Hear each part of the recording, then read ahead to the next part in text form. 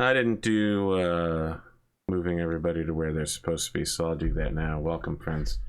We're like 25 minutes early. We started 10 minutes before showtime. So I'm going to get started on moving everybody around now. Probably won't be that hard. And we're all on the ground. It just got a lot harder.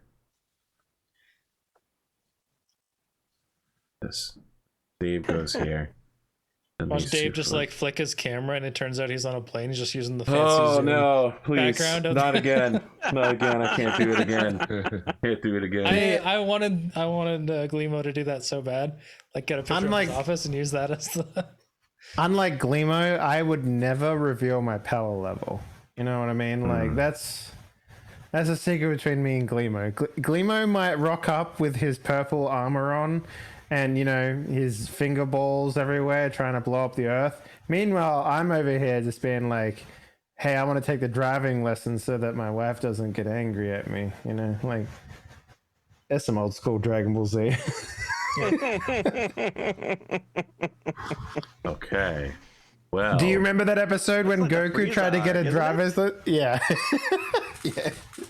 Friends, welcome to Cyberpunk 2020 plus episode 27.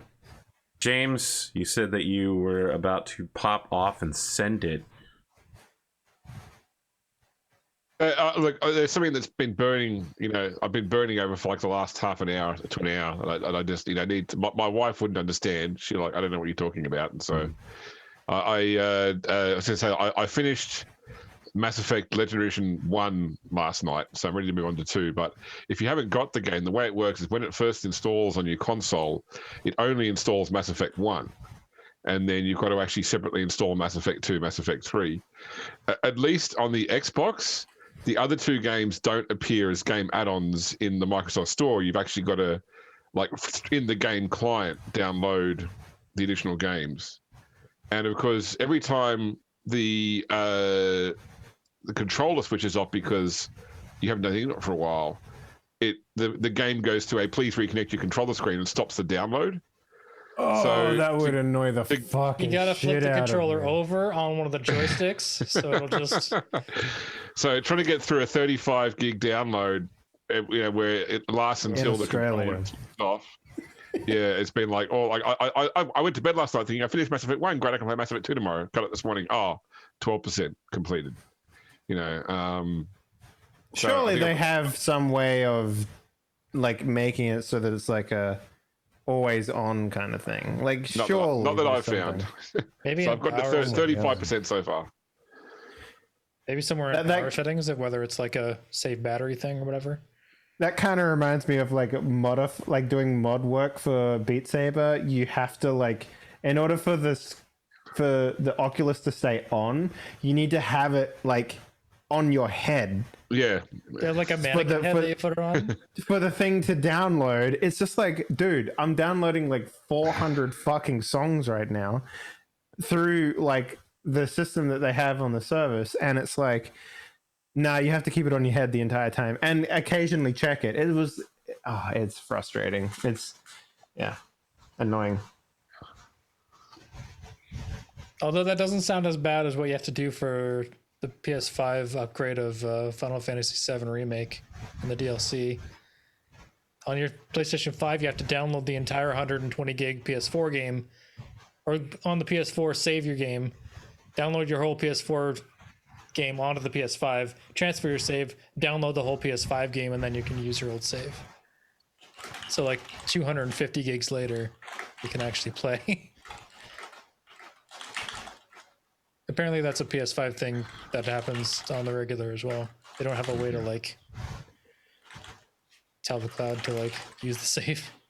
Well, I'm hoping to get this shit sorted out by the time I need to install Mass Effect 3. Yeah. Can you not like download it while you're playing?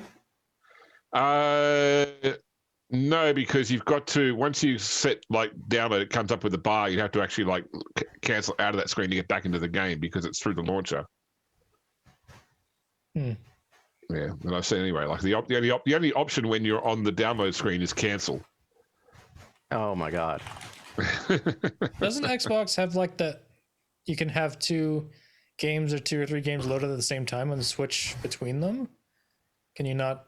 No, on the Xbox, it's always been a case of when you can have one still open and turn the console off and come back to it and literally pick up from where you were, but Okay. you as soon as you open a second app, it closes the first one. Bummer. Yeah. So what I'm saying is buy Mass Effect Legendary Edition on PC. Consoles, There man, it they're is. dead technology. Okay. You right there, Arthur? I'm okay. This Mass Effect debacling is just a continuation of all of the Mass Effect debacling, starting from 2's DLC debacle into 3's ending debacle into Andromeda debacling. It's a decade of debacling. What was the 2 DLC debacle? The DLCs were released at like really odd times for like years after the game was out, and like for weird prices. What was the thing that wasn't the Mako, the floaty hover tanky thing? Oh yeah, I know. Was it Fire something? Was the Yeah, it was ridiculously expensive to buy all of those, and the content was basically straight up fucking garbage. Never played that. So Yeah, horse armor? So Yeah, what? nice. Horse armor.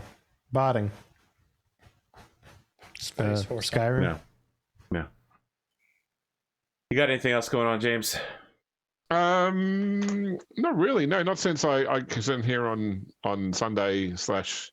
I suppose being here on Sunday for 8 minutes still, most people wouldn't see that. So yeah, just work this week. So the city's gone into a semi-lockdown because we jumped up to 16 cases yesterday. So Oh shit. Oh, yeah, Man. I set my Imagine entire locking down team- at 16 cases. I set my entire team to work from home for the next week. We'll see how it goes. you got to tell that one security guard at the quarantine hotel to keep in his pants. I discovered it was only recently in one of the states here they actually had non-quarantine guests staying in quarantine hotels. Like they had like this half of the hotels for quarantine guests, this half for regular guests, and try to have separation. And apparently the government came out and said, actually, no, if you're a quarantine hotel, you should be just a quarantine hotel. So yeah, that was probably a mistake. Hmm.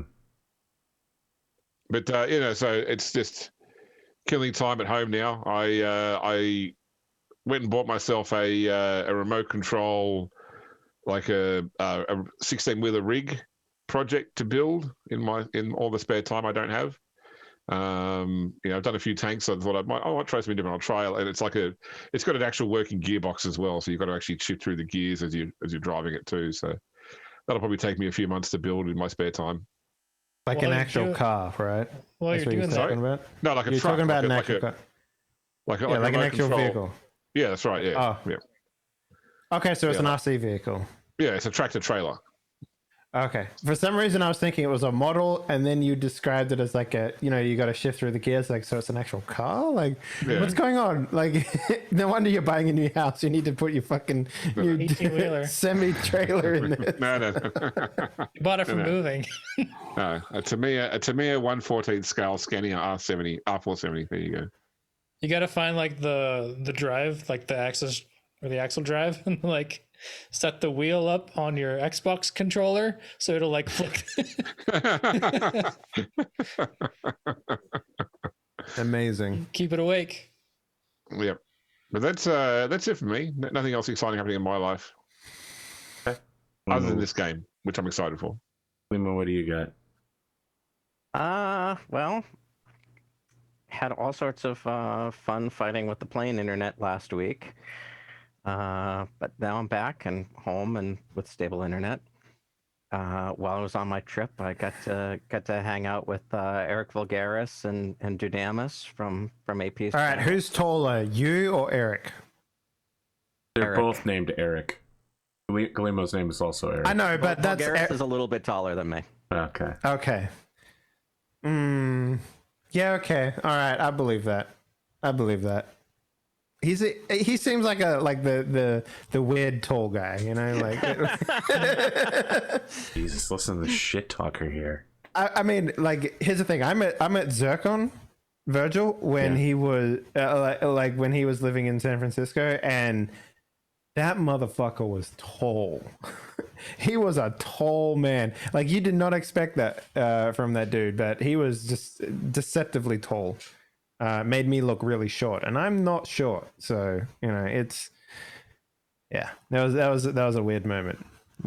And I've always imagined Eric to be taller than me, but we'll see. I don't know. It's gonna be weird if know. I ever meet any of you in real life because I am short. I don't imagine that at all.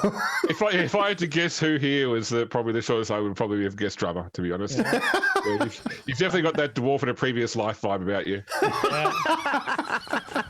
Yeah, I'm like, I forget. My license says license says 173 centimeters, which is like 5'7". Yeah, that's not too. I think it's that's 173. That's not too bad. It's like average, but it's short for where I'm at. So it's like, I'm only a little bit taller than you. yeah. That's not short. So apparently Arthur, lining that's the us real up, question. I'm a little bit taller than Dave, and then Eric Bulgaris is a little taller than me. So we're I've always told Alright, people that's- I'm 5'10". I've said it multiple times over the years. What is that in centimeters, though? I don't know. okay, 3 so inches you're- taller you're than the same Drummer, I height. guess. Jesus. Yeah, you're 5'8", Drummer. So 5'8". Wow. Yeah. Moving up in the Yeah. world. so I would have thought you were shorter than Arthur, but there you go. So 5'10". Okay. So that's That's almost 177. Okay, yeah, so we're roughly about the same. Yeah, that's where I'm at. So Yeah. I'm 6'1". You would have thought I was shorter. I'm gonna Interesting. guess. I mean, I didn't make Eric stand up against the wall mugshot style, but I'm gonna guess Eric's about the same height as James then. Okay. Like I wasn't like staring up at him, but yeah, you know. So so I met up with Eric and Dunamis and both their wives, and it was a good time. So successful GlimoCon / APCon, whatever we're calling it. Hey, So APCon actually happened. So did GlimoCon back in Yeah. a long time ago. Okay. Oh, you cooked some dope food out there? Back when back in Glimo's first age, The first age of Glimo? the first age of Glimo. Legendary. Before the sun. Yeah. Yeah, when the firekeepers were a thing. right. When there were just 2 trees. Yeah, just 2 trees. But not when there were 2 lamps, of course. That would be ridiculous. 2 trees and all of us.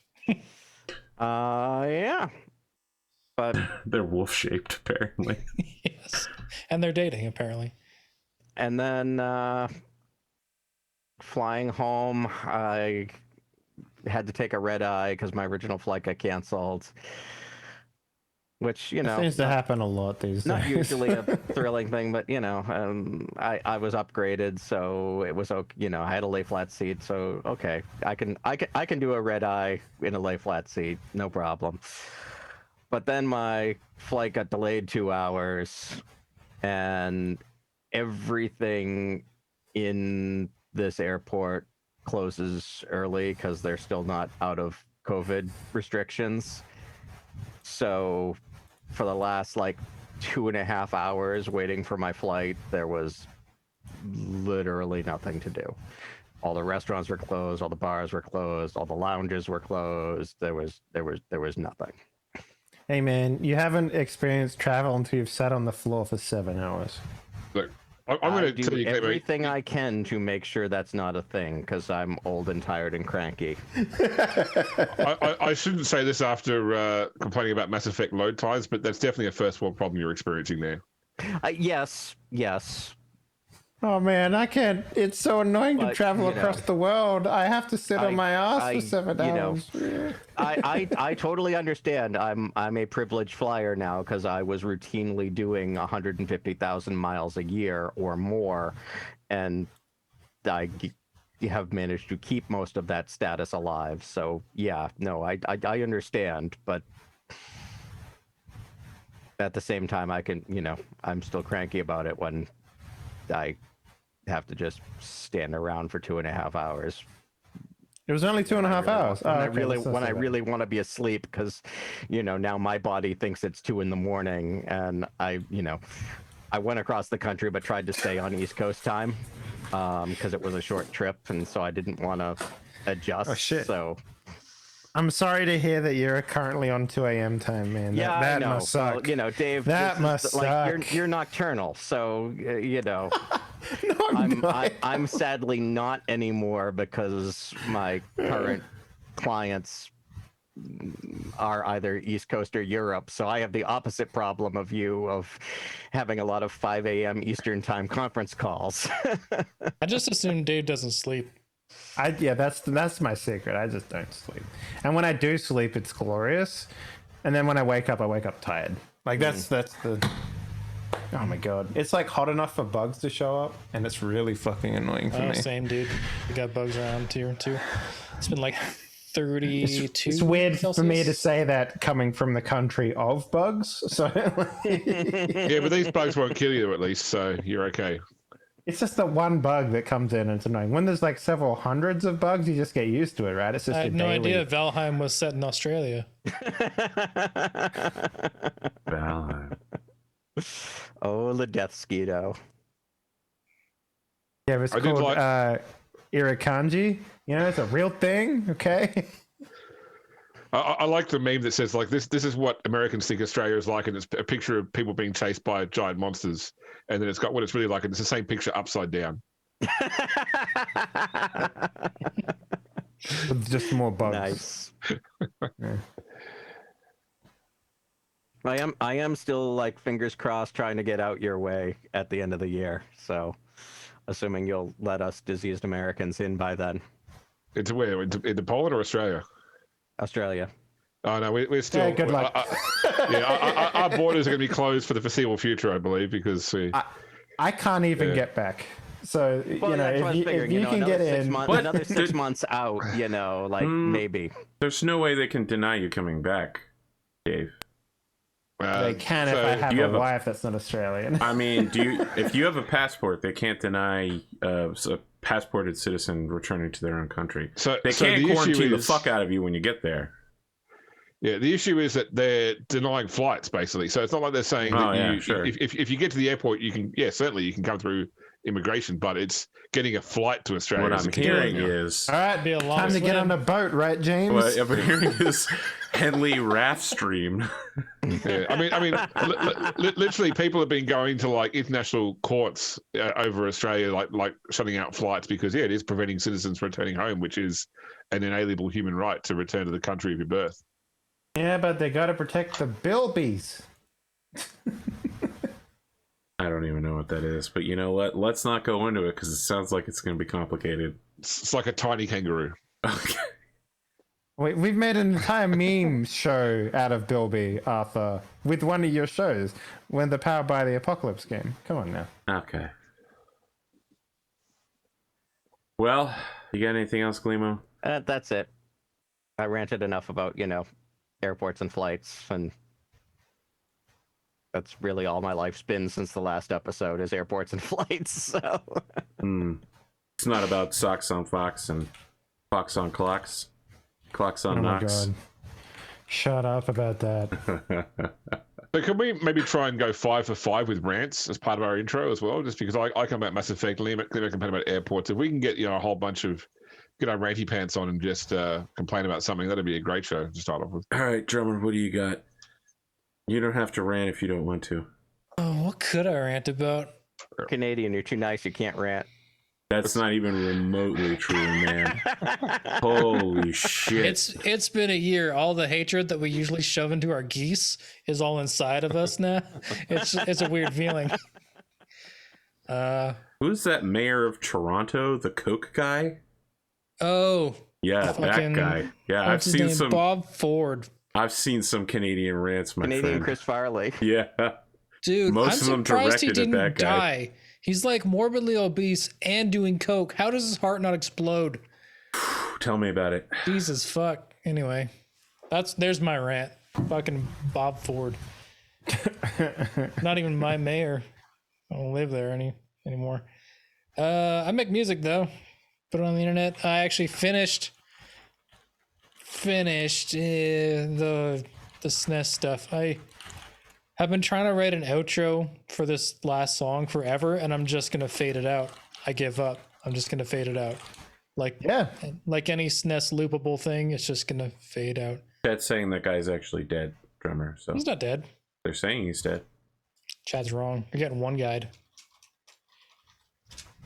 You know what you could also do? Listen, You Chad could has do been the- wrong before in the same didn't he way have a that twin I was brother or right so- or- once. Oh wait, he died in 2016. Wow, that I was a thought he long was time dead, ago. but I figured it's your country. You probably know better than me. There's Doug been- there's Ford.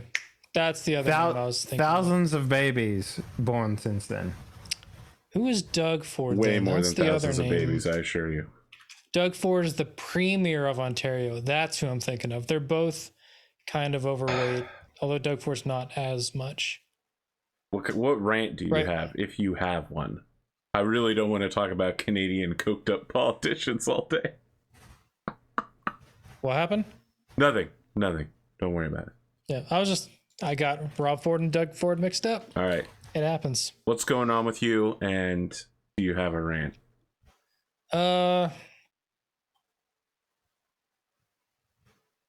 don't really have a rant. There's nothing making me any sort of annoyed or angry.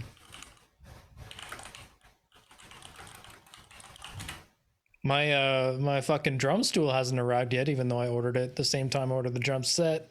The drum set arrived 2 days later, and the stool hasn't arrived yet. So I've just been using my office chair, but it's too low, and I'm not going to change it because it's the perfect height for my desk. I'm not going to fucking ruin that. So that's the only rant I got. I take it back. That's the first world problem that we have to. There we worry go. about, right? Yeah. And I could actually just, I could and should probably call them and be like, hey, just cancel that order, and I could go buy one at the local music store because I assume they must have drum seats there. I love the idea that you do that, then you go and try and buy it, and it's like, nah, sorry, Well, we're all out. I'm gonna call both first, so I don't like make a fucking fool of myself. Oh, you're the guy that called up earlier? No, we sold the last one before you showed up. Fuck. I'm like, we'll build you a new one though, eh? But yeah. Just that SNES project is almost out of the woods, at least music wise, and then it'll be art stuff, but then I'll be able to move on to the ambient droney synth rock album that I've been talking about for a little bit. And actually be able to stream again. Still playing Destiny, still playing Phantasy Star Online, New Genesis. Got most of the content in that done already. There's not very much there really. As soon as you get like the highest power level, you're kind of done with the game until they do the next update with the new landmass. You know, It's Things a are things, Valheim man. problem. Yeah. I haven't played Warframe in a long time. I've been thinking about going back to it, but like the problem with games nowadays is like they just want all your time. Every game wants all your time. Yep. I know that problem. The cost fallacy, man, holy shit, that's a real problem I struggle with every day. Yeah. Like the idea that I need to make a game that to a consumer is worth the amount of money. Like a consumer doesn't think about a video game as in like, oh, if I pay $40, I get this much enjoyment out of it. No, if I pay $40, I want 12 hours of gaming out of it. And I'm just like, fucking hell, dude. I have to try and make a game that's 12 hours long. And so 12 that hours people- of like quality gaming, not just like 12 hours of you're doing the same mission 800 times, even though Warframe has kind of done that. It's the worst fucking thing to design around. Like basically I can make a really cool tight experience and it could be like an hour and a half long, and then someone just be like, played it was good, but it was only an hour and a half long, don't recommend. And I'm just like, Yeah. fuck, man, what? Whereas I'm the opposite of that. I want shorter, like, give me shorter, tighter experiences that take longer to make and pay people the right amount. Like, Are you the That would type be of guy great. that would buy that though? Like, are you gonna buy Yeah. you're gonna buy the indie game for $45 that's only an hour and a half long? if it's 45, probably not. My like top out is probably 25 or 30 because being Hey- Canadian, $40 US is like a full price game to me. So Sure. All right. I'll accept that. But see, that's the problem, right? Like you would pay how much to see a movie in a cinema, and it's like Oh, I don't. No go to one- no cinemas one anymore. Everything's streaming, so sure, but you know what I mean. Like no one thinks about the price of a movie ticket in comparison to the length of the movie, right? Like you don't think about it like that. But it's for like video games, for whatever $15 reason, you for do. an hour and a half. Yeah. So like, Yeah. you know, it's a weird one. It's a real weird. It's also I'm in that same boat except for on a shorter scale because music takes like weeks and weeks and months to make an album that's maybe 45 minutes long and people don't even listen to the whole thing. And Yeah, they just do it or- on Spotify where you get $0.003 per stream. My favorite one is like you make music or you make backgrounds or whatever animations for games, and people just skip through it. Yeah. Or not listen or turn it off, and it's like, yeah, it was okay. It was like, Yeah. fucking, it took us literal months to build that 2-minute segment, and you just skipped it completely. It's like, yeah, good. Anyway, Yeah. I don't envy like environmental artists in games because like people, especially in games that are like Warframe, the people who spend all that time on those level tiles, because it's all procedural, like they build it out of tiles. But like no one sees that because they're just bullet jumping. They finish the mission in 2 minutes. yeah. When it took My them, va- like, for like 16 months to build the whole system that would make that mission possible. And then you like watch these YouTube videos of people like, yeah, I watched a YouTube video recently of someone dissecting Left 4 Dead 2 and why it's a masterpiece. And then I was looking at that, I was like, he was like, yeah, the environments tell stories. And she was like, man, when I played Left 4 Dead 2, I was more worried about zombies crawling up my butthole than I was about investigating the environment. But like, you know, it's Left 4 Dead's It's a also one of those weird- games where you play hundreds of hours in the same maps, so eventually you start to notice shit. sure. Yeah. I mean, like that game still has like 30,000 people playing it actively. Speaking of, I'm still stoked for Back 4 Blood. I really want Yeah, that game. dude, you and I, we need to play that together because I can't find anyone else that wants to actually play that game, Dude, which is very Lee- strange. LZT, Lima Zulu Tango. I don't know if you know him, but he wants to play No, of too. course I know LZT. I've played games with him, dude, Yeah, dude. before. He wants to play, and like my The old. three of us played Cyberpunk Red together. Yeah, It's true. Yes. But yeah, AP Everyone's also ignoring played Back Arthur 4 pointing Blood. to himself. you want to play Back to Blood? I've been talking about Back 4 Blood for like 2 months, man. Dude, I can't Great, wait. perfect. I literally talked we got about our Black full 4 name. Blood during E3 week. It didn't show up anywhere because it's like yeah, but it's it imminently- might have showed up there.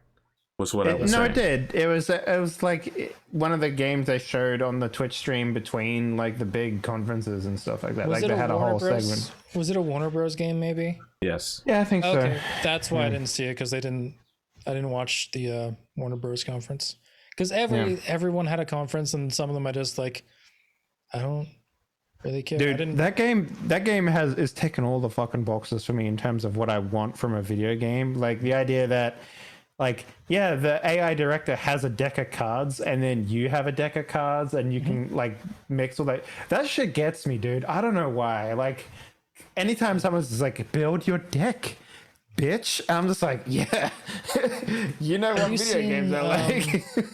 There was another.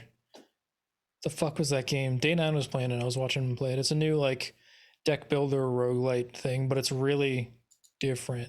It's got a like you a mean Heroes of, you mean the turn-based top-down thing? no, it's got a Heroes of Might and Magic vibe. I think I know the one you're talking about because it's came out recently. It was hot for a little bit. Yeah, it disappeared. Let me check my wish list because I always put those cool things on my wish list. Rogue Book. That's what it's called. Oh, Rogue Book? Okay, yeah, I know that one. Yeah, It's pretty neat. there was another one that you might be interested in if that's your sort of jam. Give me a second here. What was it called?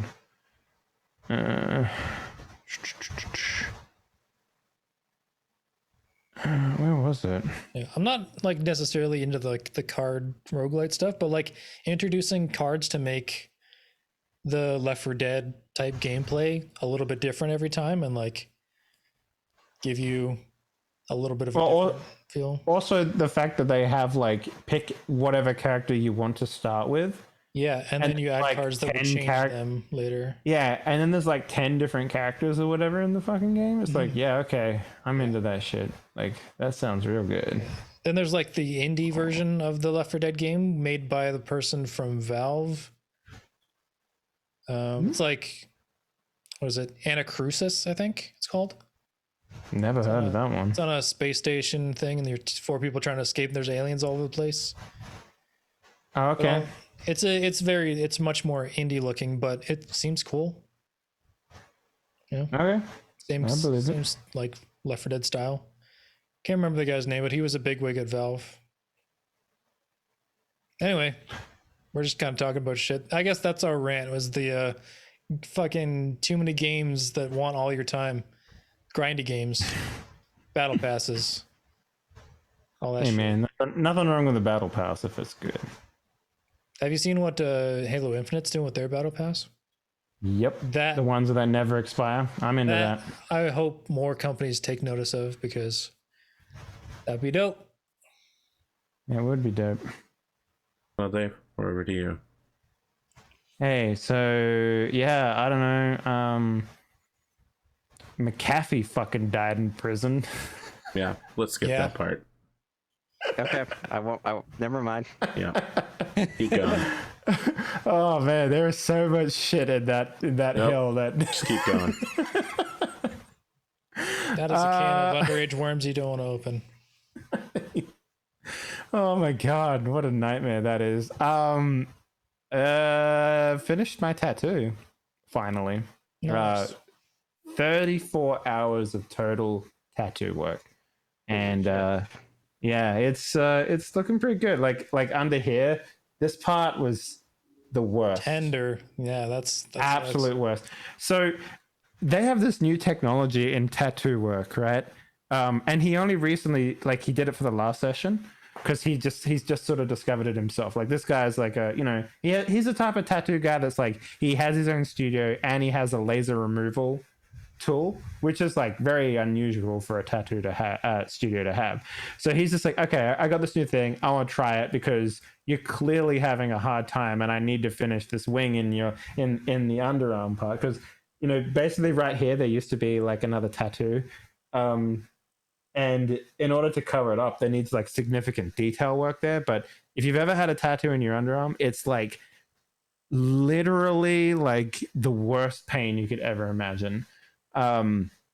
So what it is basically like you have to needle your entire arm, like just with like a empty needle, and then you rub this cream into it, and the cream like just completely numbs everything inside of the arm.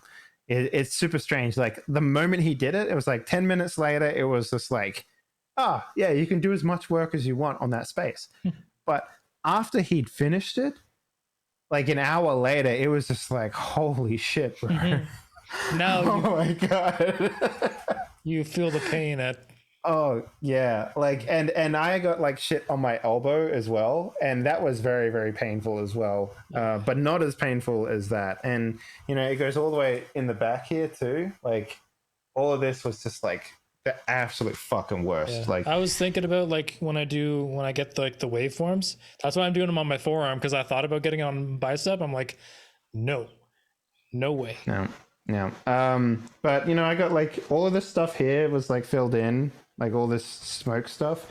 It looks really bad right now because the entire arm is literally just bruised. So all of the stuff that uses like the skin as like a color, for example, it just looks brown and purple because it's like all bruised and shit. But I don't know. I'm very happy with how it turned out.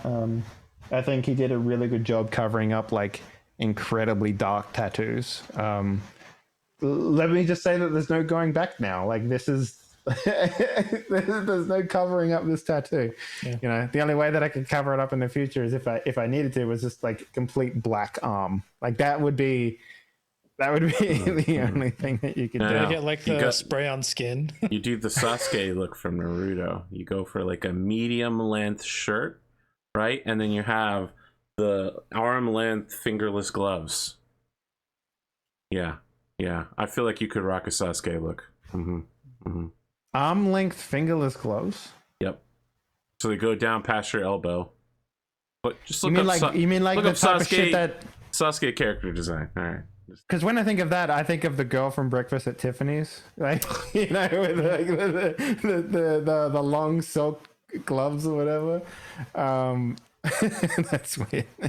But like I've promised the wife that I won't, because I want to get the other sleeve done eventually as well. But that'll be like a in like 7 years kind of deal, I think, because. This arm, the other arm will be much easier because we're not trying to cover up stuff.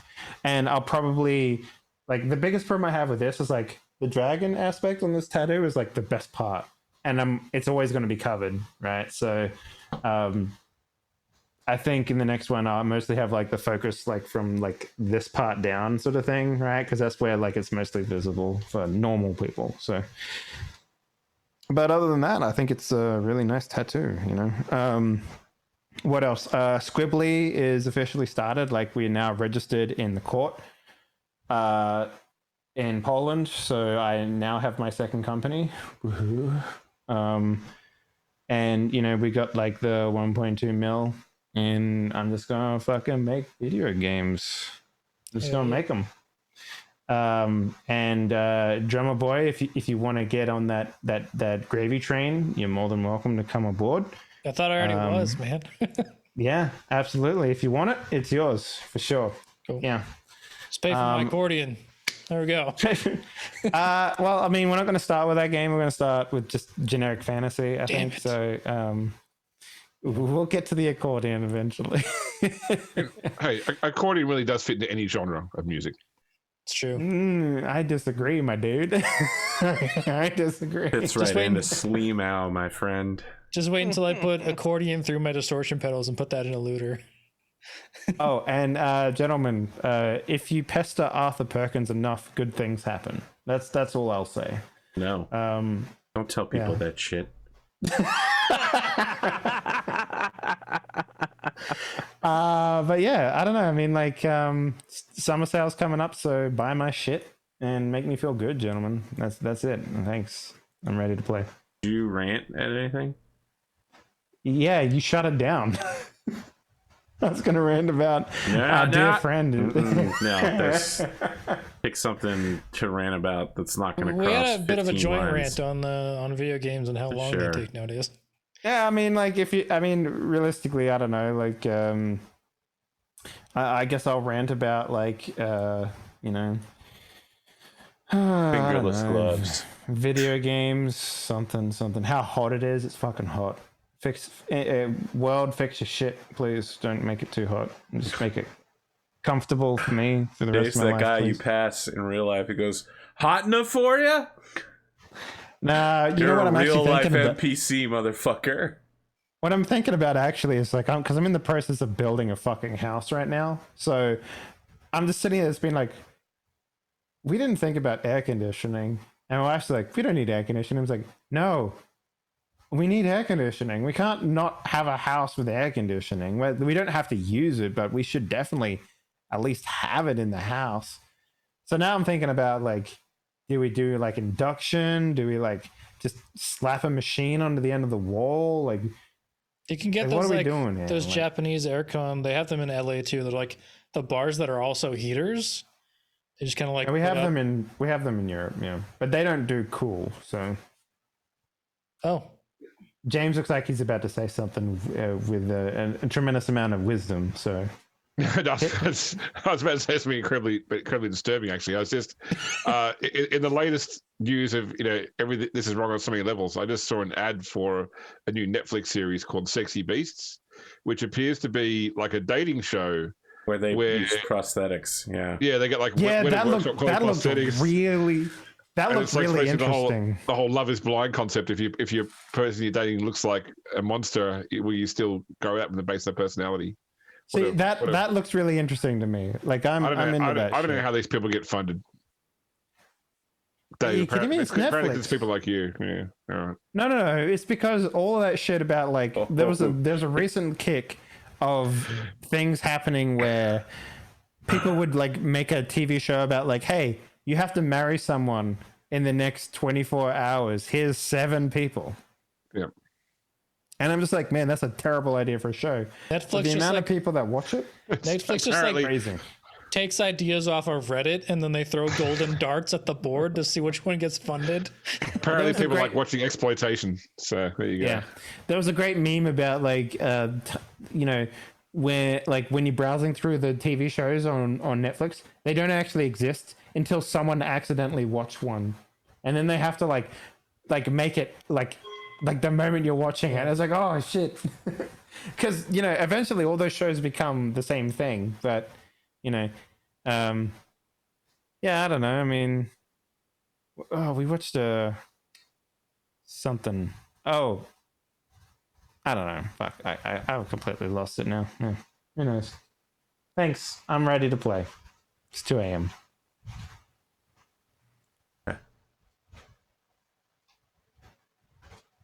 Oh. What's your rant, AP? I don't know that I have a rant. I'm coming up on 7 years of streaming, and I think I might stop streaming and just go directly to YouTube from now on. I don't know. Like, I can't get any streamers on my show at this point. This entire cast is literally 0% streamers except for me. All of my cast are basically 0% streamers except for me. Every Are you single on one. like? Are you on like the fucking partner Discord channel and all that shit? For what? On it for Twitch. No. I'm anyway, not man, partnered, like- and I'm not on that. First off, I'm not partnered, so let's start there. Sure. Yeah. In my opinion, Twitch is a fucking downhill nowadays. So I don't know. I just maybe it be, you know, there's something to the live aspect of it, but the Yeah, I was super gonna say, majority you can go of my live on viewership, YouTube. I guess, but live the on super YouTube. majority of my viewership is post live content. Yeah, Put that's how it aside was for me Twitch as well. though. Just speaking about live in general, like I mean, we have interaction with the audience. We have a chat that people get involved in some capacity or another. Like it does. Sure. It seems this level of engagement you would lose. Yeah, and I only know started only thinking about found it this today. channel but- from Twitch. I wouldn't have looked for it on YouTube. Now, granted, this is 7 years ago's dynamic, so I don't know what to say, guys. Like, it's a lot of Is- work to do the Twitch thing, and I keep trying to collaborate with Twitch streamers, and they either don't answer or they just say, usually politely, no. And it's, I've been doing it for years, but it's finally gotten to me. Like, the fact that I'm completely stonewalled by everyone I talk to has finally got to me. So I can tell you right now, the happiest moment of my life is when I stopped doing Twitch stuff. Okay. There was a particular amount of stress that comes with streaming that most people don't realize is an actual Well, thing. I can't even. Here's the thing. Yeah. I barely stream anymore. Like, I can't even get my shows to go live.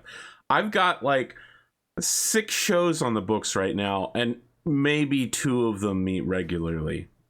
Arthur, I would love for you to learn more about how to manipulate the YouTube algorithm, because I feel like that would be way better for you in the long run That than sounds like a lot learning of how work. to collaborate with with streamers on Twitch.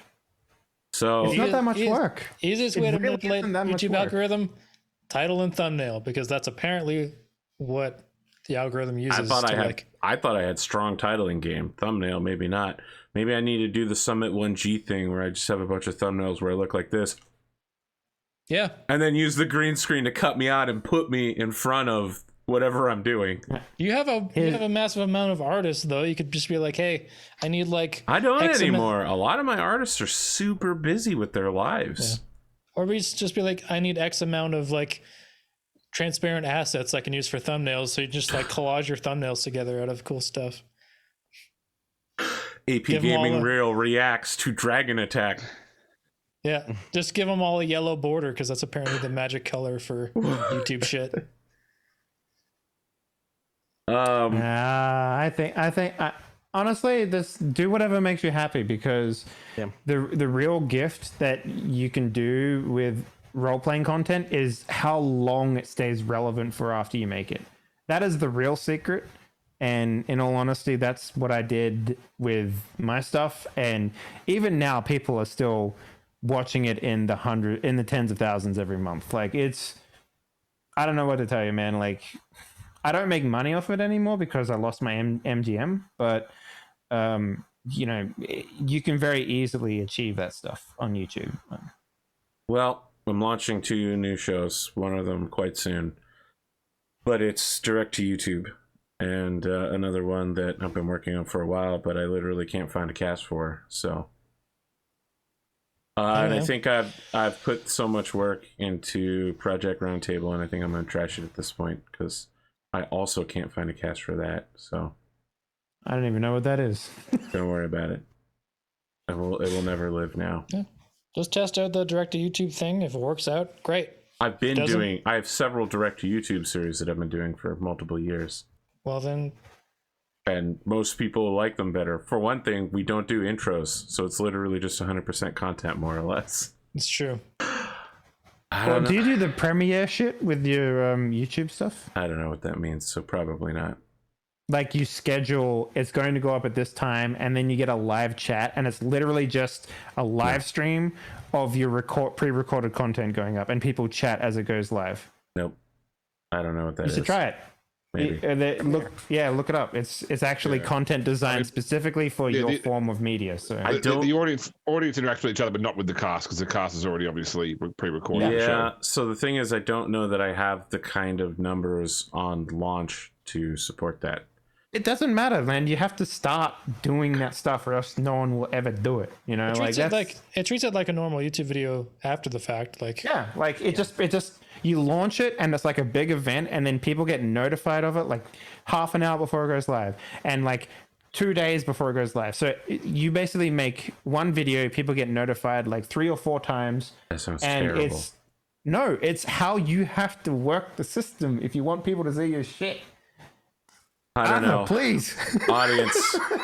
Audience, you tell me, YouTube audience, is this the kind of shit you want to see, or would that be annoying as fuck? Let me know in the comment section below. Rather than doing comments, maybe you should consider a poll, Arthur, like poll your audience. I mean, so speaking from a purely business point of view, if you talk about any sort of change in a business, so first off, your changes either generally it's out there to either reduce costs or increase revenue. Now, your cost here is obviously not a financial cost. It's a cost on yourself to run these things, the stress, the work, the time, etc. And your revenue, I mean, obviously you do draw some revenue from what you do, but please, just skip over YouTube revenue. Keep going.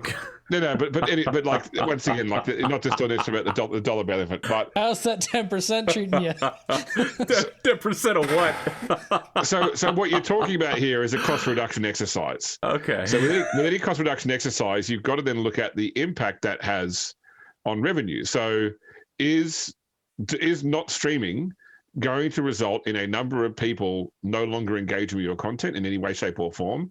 And if that is the case, is the loss in revenue from that, and once again, not just dollars, but the interaction with your audience, outweighed by the cost benefit of the cost reduction? So, damn it, James. Also, you and your logical ass conclusions and shit. The other thing that James is sort of not sort of covering here, because you polling your existing audience doesn't really help you find a new audience. What you're doing now isn't working. Dave, nothing helps me find a new audience. I mostly create content to deliver to my existing audience. Arthur, that's what I've been doing for a whole year. You're clearly not doing anything to find a new audience, because it is possible. I'm trying to find a new audience by finding new cast members, and that has not been working. That is not how you do organic media growth. That is how you do organic collaboration streams with tabletop RPG content. But I'm telling you, all you need to do is have people on your streams, on your content that are like really engaging to talk with. Because let's be real, you did a cast vote to see who people liked, and it's always the people that aren't fucking streamers that they like the most, right? So it has nothing to do with the cult of personality that you're trying to form around your content. I don't think that what you just said is true, but keep going. It's about you finding new audience to engage with and having that audience stay around. There's a thing called earned media, and there's a thing called paid for media, right?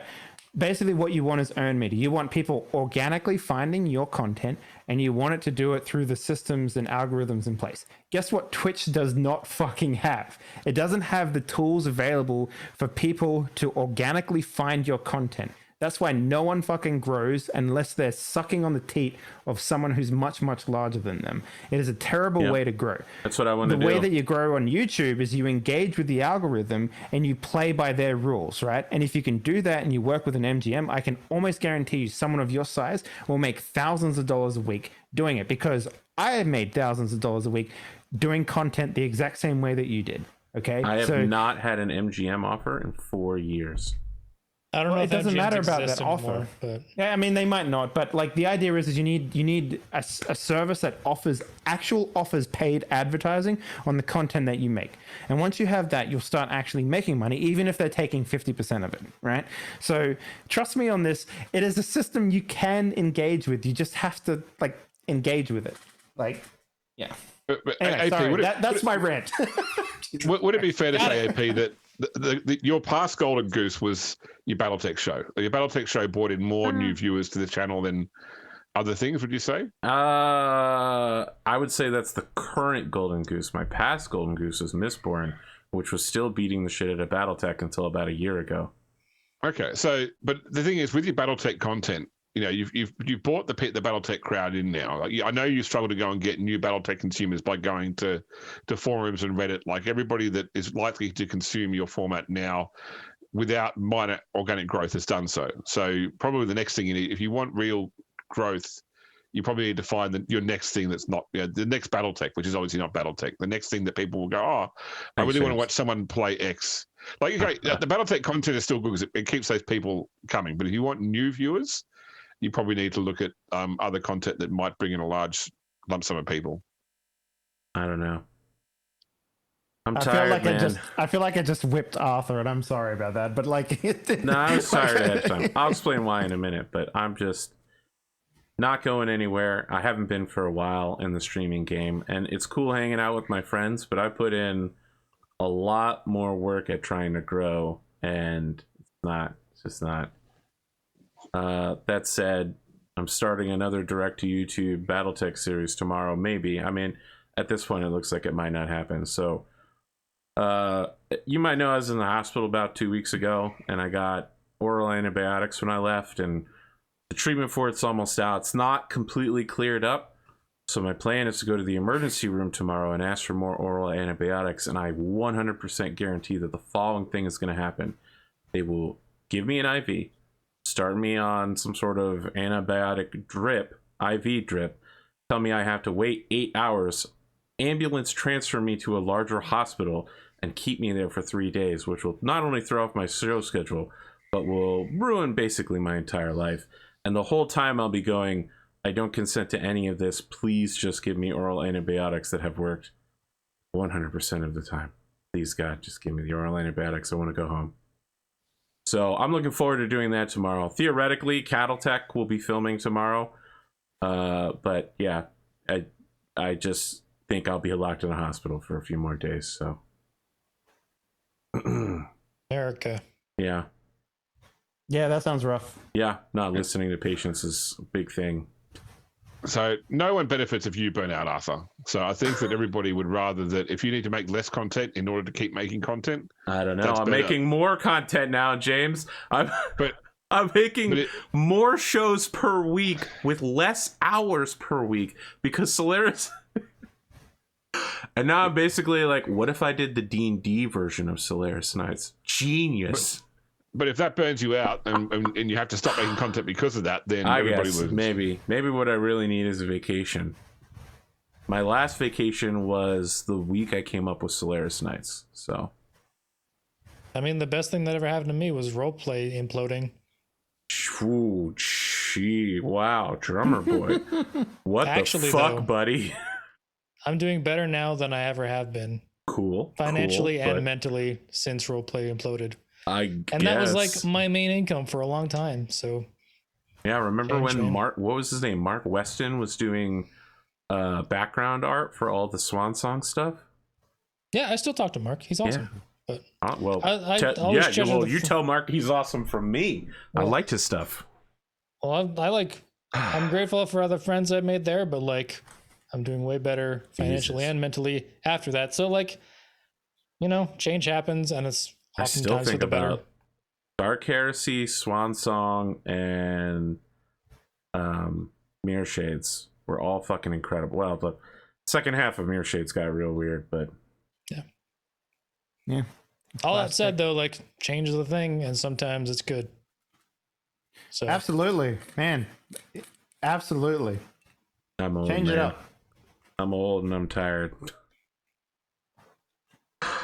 We, as your cast, will support you, and I'm sure your Yeah. audience will as well. I've seen my YouTube comment section, James. Don't lie to me. Well, there was your first mistake. Never look at the comments. I actually deeply hurt Stonar yesterday, apparently, by making a vegan joke. Which makes me feel a little bad. But the thing about vegans is, they're like any other group, right? It's rare that a whole group is incredibly bad. But you get like that one vegan who's just like, you know what? Meat is murder. Your whole life is based on a lie. You should change everything about it. And I'm like, oh my God, you make me hate vegans. Just please stop talking. And when I make vegan jokes, that's the person I'm talking about. Yeah. I mean, it's also worth pointing out that like you can't be sensitive about anything.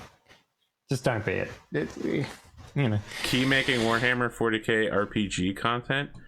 Well, that's up to James. He's my game master. When I make Warhammer 40k RPG content, the cast implodes. it goes made RPG. No, I already promised I would never run another made RPG. I've already run like 5 of them. Yeah. Unless it was maids and mechs. I'm pretty sure I promised to run a made Warhammer RPG at some point. I tell you what, I'll host that. I'll do the ImageAP thing. I'll host it, and then I'll just go to sleep, and you can run the game on my channel.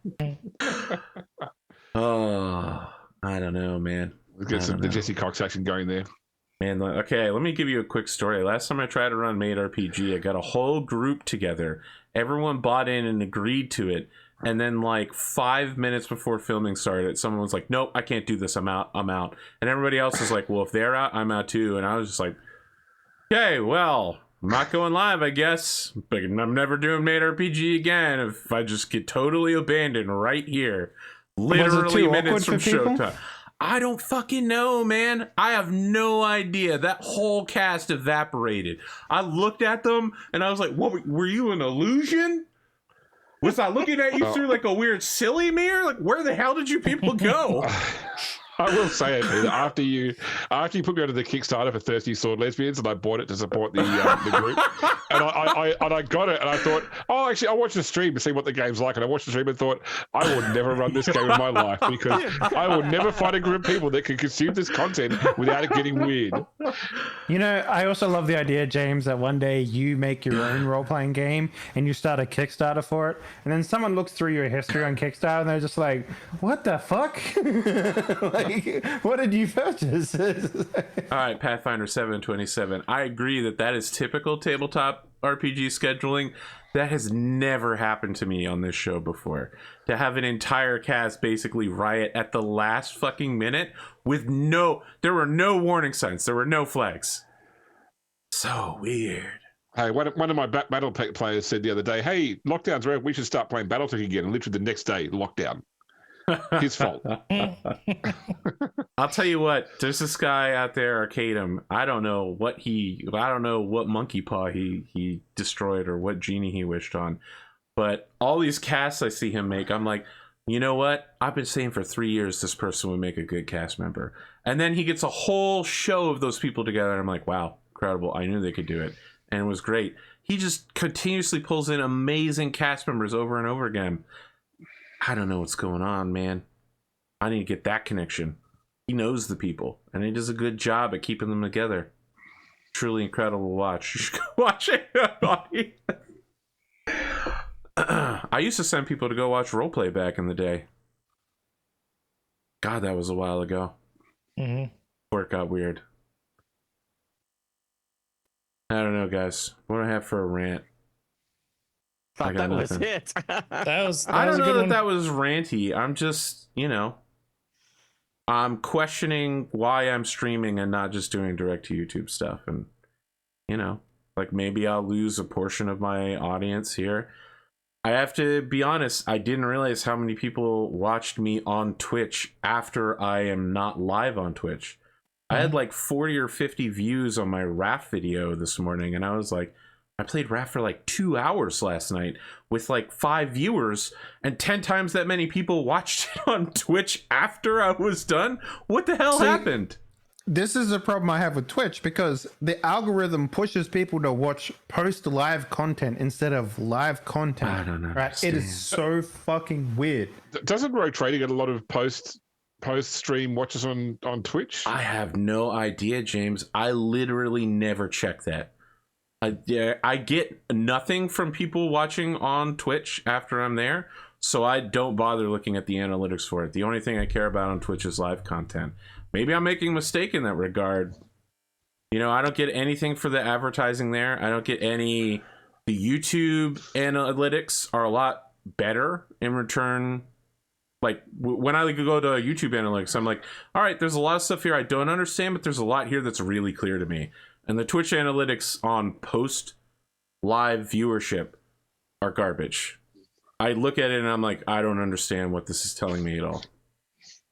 All I look at is the number of views that each video apparently has on Twitch after the fact, and Sure, but the thing to recall about that is that if you watch it, you stop, you leave, or you close it, and then you immediately restart it, that's kind of just a second view. Whereas on YouTube, it also includes data like how long people viewed, which is pretty important because then you know whether it's just 50 people watching the first 2 minutes and going, well, this is shit, I'm leaving. Yeah, measuring engagement on Twitch for VODs is Not good. Yeah. not good. but if you're getting 100 views every episode, because people aren't just going, Really? oh, Is that episode true? 24. Yeah, if people are going, oh, episode 26 of the show, I might start here. No, I mean, people are coming back and rewatching it because you're getting 90 to 110 views with every video after the fact. I had no idea, James. I guess I don't know what I'm doing anymore. Well, no, Now, Nowadays, it might be 20 people that have to watch the show in 5-minute bits. That's like in five segments at a time. But it's not people just finding the content and going, oh, this is shit, I'll move on. I don't know. It's people, yeah.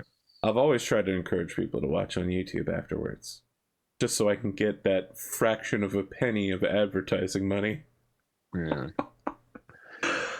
All right, guys, this has got way too heavy for a Cyberpunk stream. Let's get back Well, to well, just let's one get back last to the thing, part like- where corporations run our whole life. No, go ahead, Drumurboy. Go ahead. Like, it sounds like you don't have much to lose, so just try shit. I have been trying to try shit, like talking to new people. Turns out it's really hard.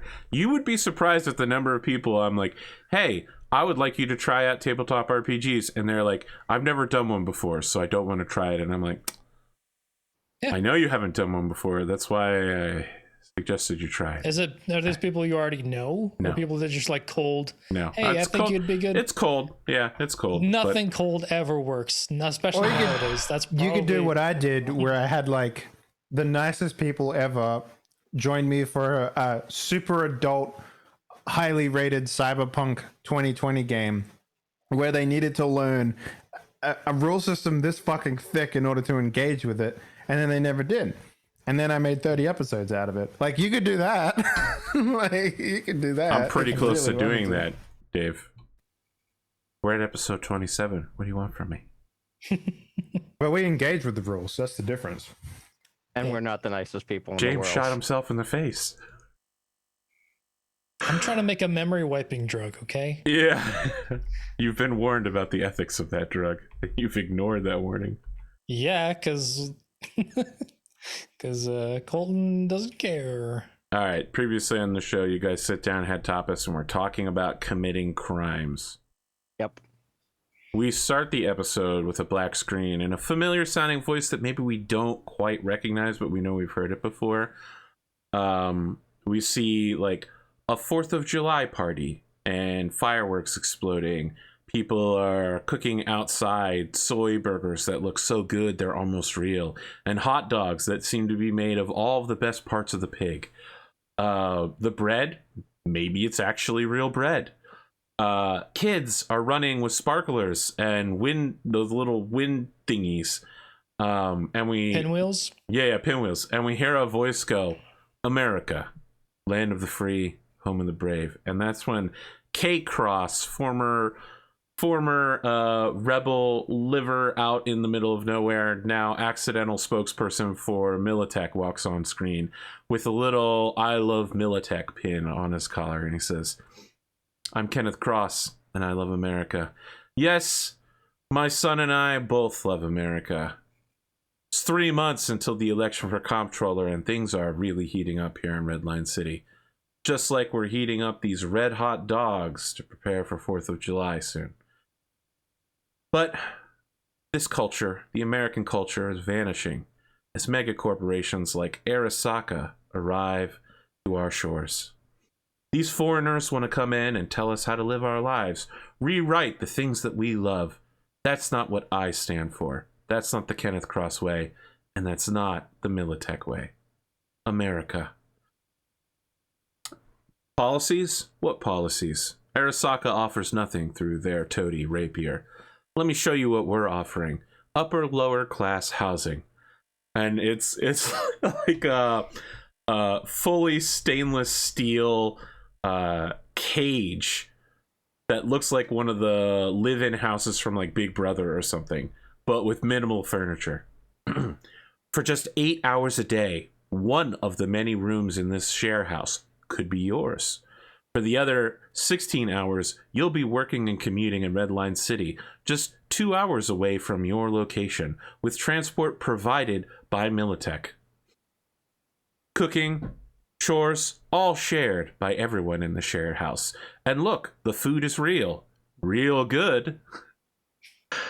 Is this life a fantasy? Do you need to ship in overseas culture in order to get it? No. It's the American way. The military way. The Medtech way. I'm Kenneth Cross, and if you vote for me, projects like the Medtech Sharehouse could pop up all around your area, just outside the city, rebuilding the desert that is the American wasteland into a blooming new future.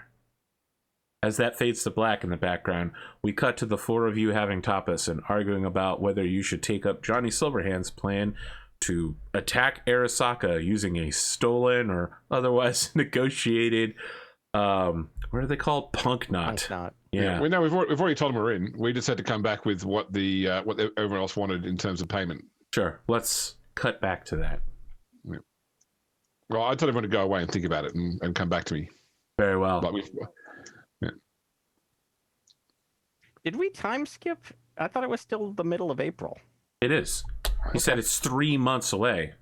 I thought the election was 3 months away. Yes. I thought they said 4th of July is right around the corner. I'm like, yes, 3 months away. Okay.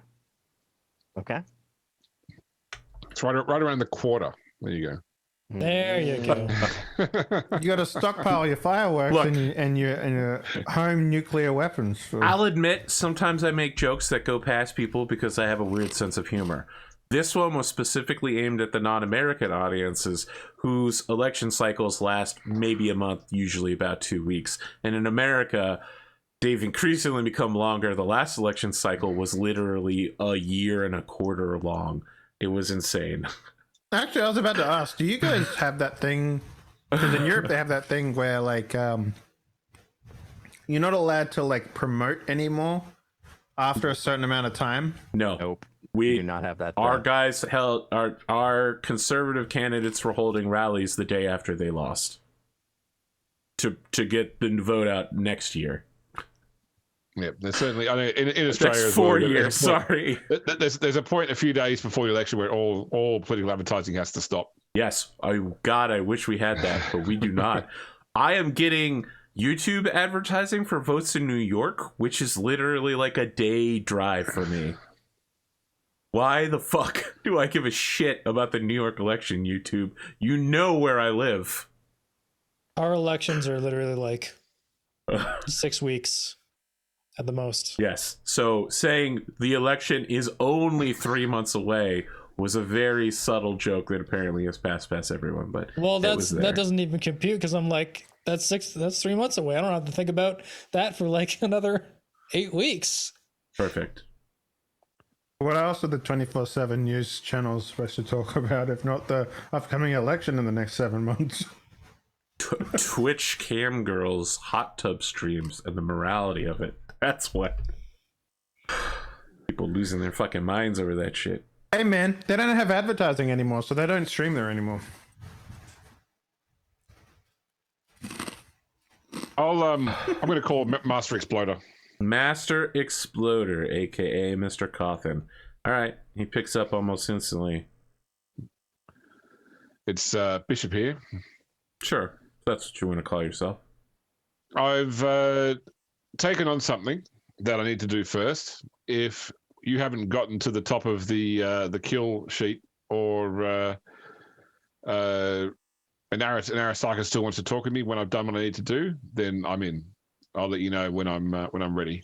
Sure. Mr. Crossbow will be here any day, I'm sure. I mean, I am not my brother's keeper.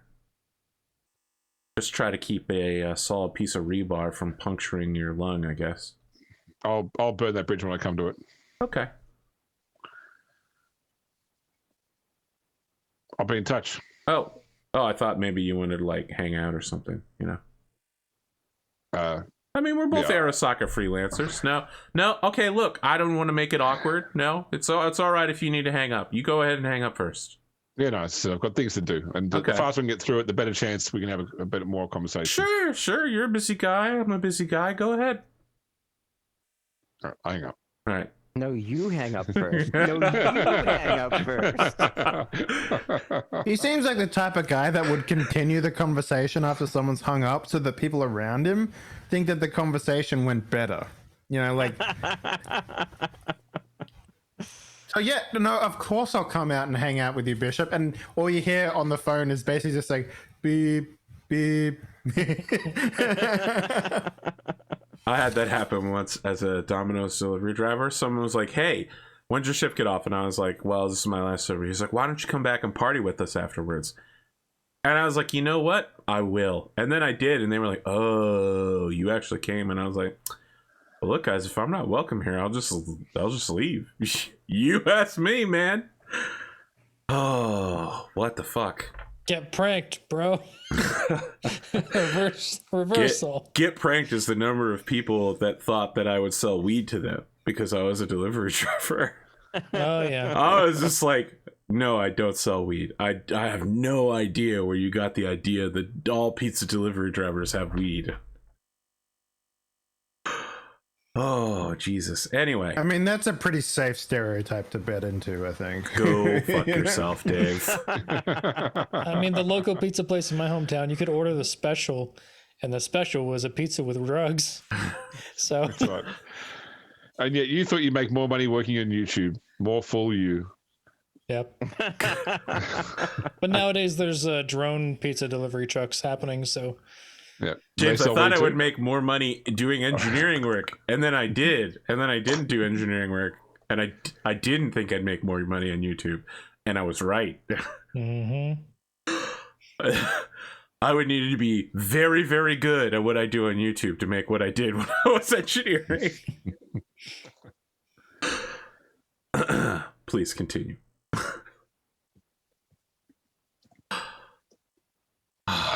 No, sorry. Who are we with? I'm so tilted at the idea. You're the GM. I know. We're still on Master Exploder, making that phone call sound a lot better than it went. All right, so I mean, you guys are all searching for what you would accept in payment.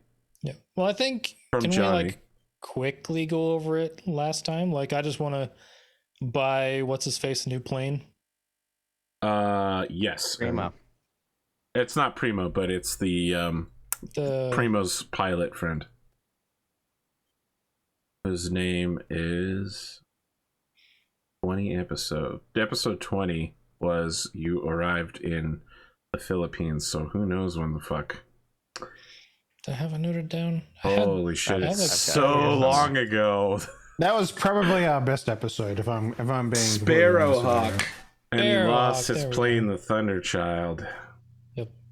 So he's gonna need some other. I mean, he was a pilot, so in fact, he lost the plane. But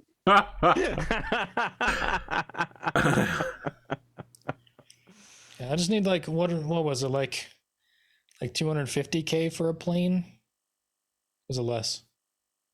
I mean, it Or a depends. plane. It depends One on of the two. it depends on what type of plane you want to buy him.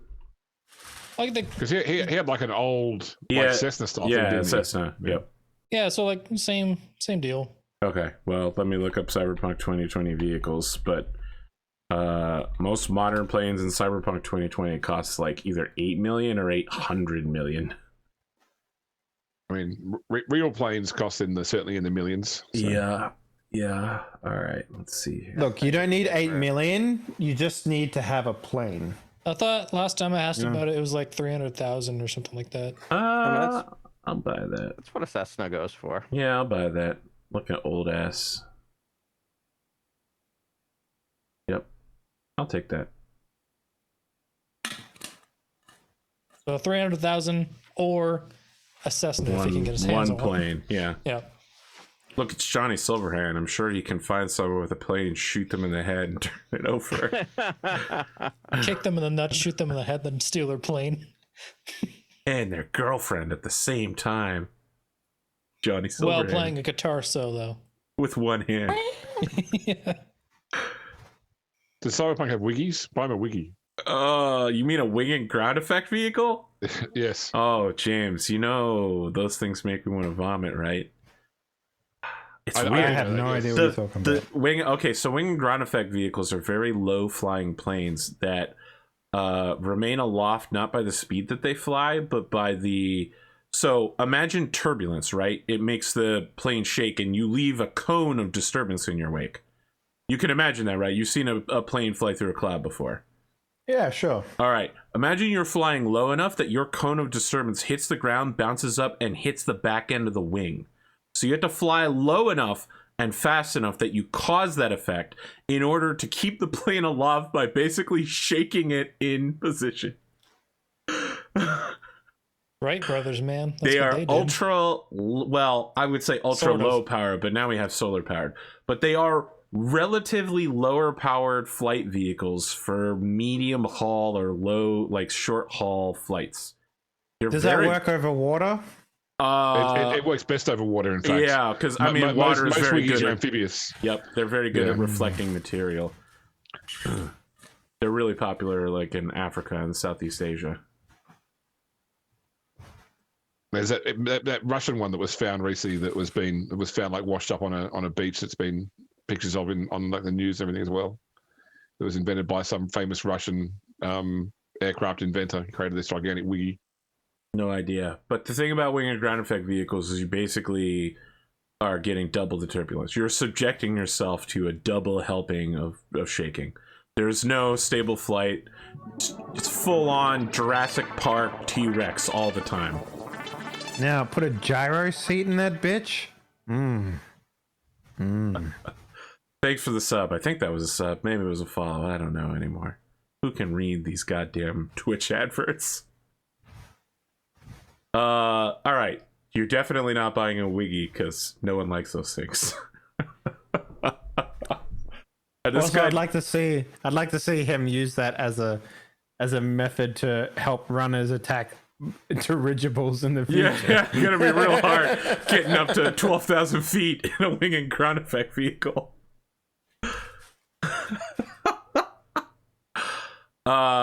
What did everybody if you else build a want? ramp that high, maybe it might No. get there, but like That was how I had to take off in 7 Days to Die. I had to make a ramp to take the gyrocopter off because it wouldn't fly if there was. I think You pretty much just all- wanted a safe life and protection for. Yeah, pretty much. Like Yeah. I just want to get him out of Arasaka, and if that means that we do it during, whatever assault that we do, then we're good. I mean, you've asked the like, same thing from from Dante, and he's working on that as well. So Yeah, I know, but whoever gets it done faster is sure. I'll continue working for Dante even if Gus is removed. So it's like it just needs to get done. I'm sick of it not getting done. So Dante's working on it. He literally bought you an AI attack robot. That's caused a lot of internal conflicts. Sure, but no one's attacked your house recently, so. That is true. And you've managed to successfully lie on every roll. Have I? Okay. Yeah. All right then. I thought I failed a couple of those, but yeah, all right. Yeah, I believe it. Man, it's been so long since we played this game. I can't even remember. Like, that's the problem with the lie. It's been a whole week. Glimo, that's the reason why lying is so hard in this game, because it takes a month between lies. Pascal, what are you asking from Johnny Silverhand in exchange for stealing the punk dot and using it? No. Oh shit. I remember what it was. It was a dinner date with Johnny Silverhand. It wasn't to remove him. For Gus. Yeah, that's what it was. Oh my god, holy shit. My brain just like activated just then. All right. Pascal, what about you? Pascal is looking for new streams of business to expand his newly growing empire. I'm so glad you said that, because I'm gonna be back to you in a couple of minutes. Yeah, we do have to do the scene, but I wasn't sure if we were gonna do that tonight. Oh no, no, don't worry. You don't know what's coming. Don't worry about this. Glimo is boss baby.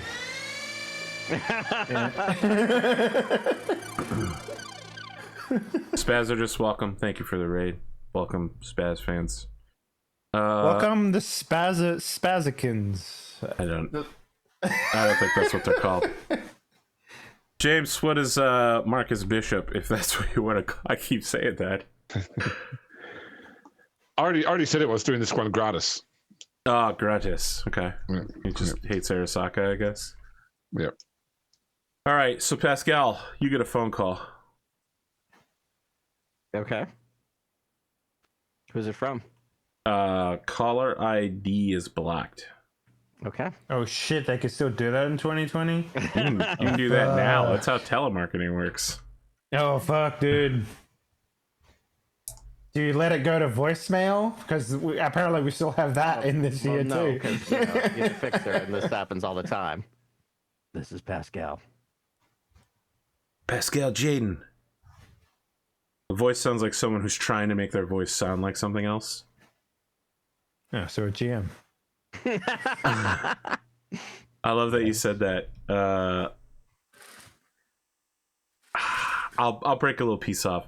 Tomorrow's Solaris Knights episode includes a character I've been waiting since literally the beginning of the idea of Solaris Knights. And my attempts to play that character do not go well. You'll understand more when you watch. Excellent. Yeah. Okay, look. Here's the thing. I need a piece of cyberware that doesn't exist yet, man. I heard that you're a black market cyberware dealer, and I need you to like get the hookup and make it for me, okay? And you can hear the sound of someone who's extremely nervous, whose foot is tapping on the ground over and over again while talking to you in dress shoes.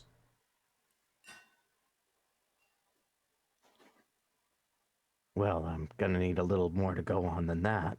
Okay, man. Pascal, selling dreams. Can we meet in person? All right, I don't think it's safe to talk about this stuff over the phone. My boss might literally kill me. You're just a hard fucking dude.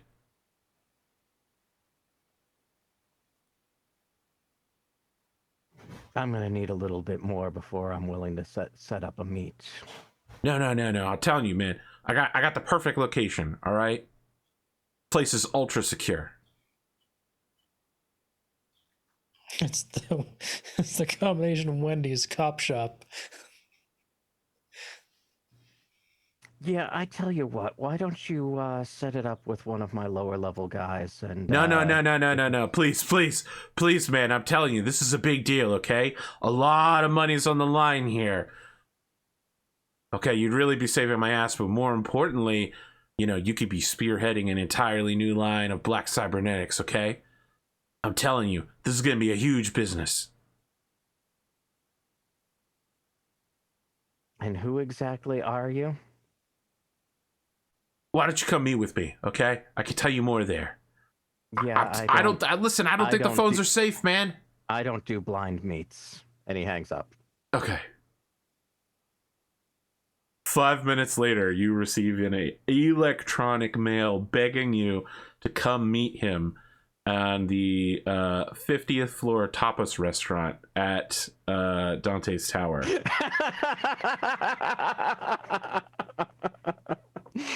And when does he want to meet? Whenever is convenient for you. He can come anytime. Mm-hmm. Well, I'm sitting here right now, so I'm like, meet me in the next hour or I'm gone. Okay. Coltan, you've returned to your laboratory? Yep. One of your lower level interns, Jacob, pops up from his desk suddenly and says, hey boss, I'm real hungry. I'm gonna take my break now, okay?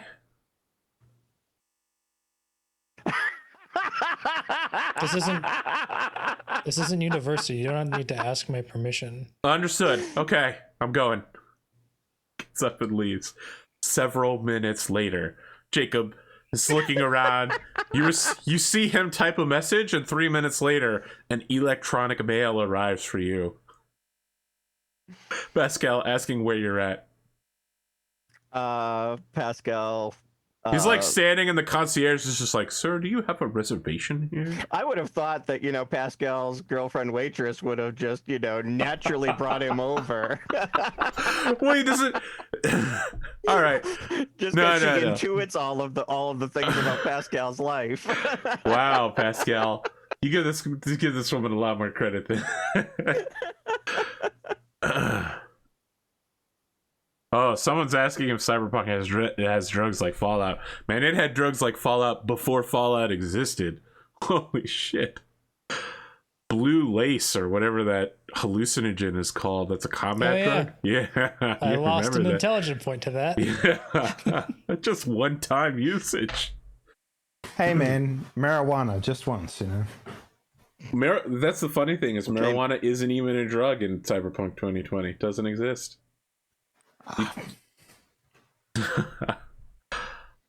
Yeah, Pascal, he sits down across from me. He says, oh man, I'm so glad you could get here so quickly.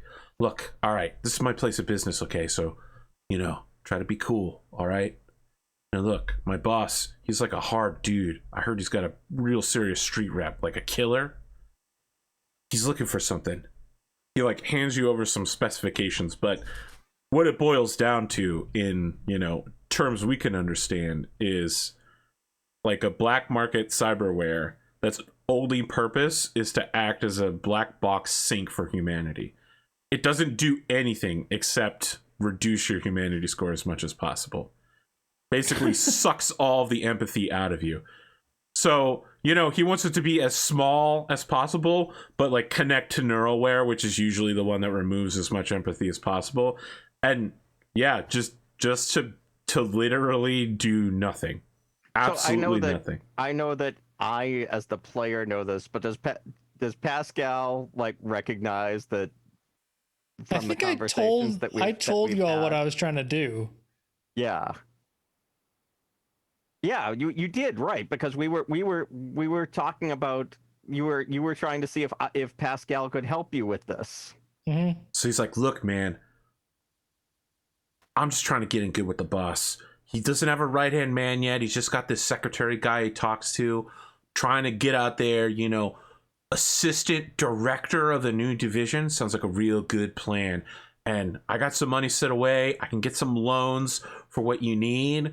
Get some, research funding, whatever it takes. We just need to get this first before anybody else does, okay? Like, this is going to be big. You have no idea how big. Like, I can't even talk to you about this project. It's so secret.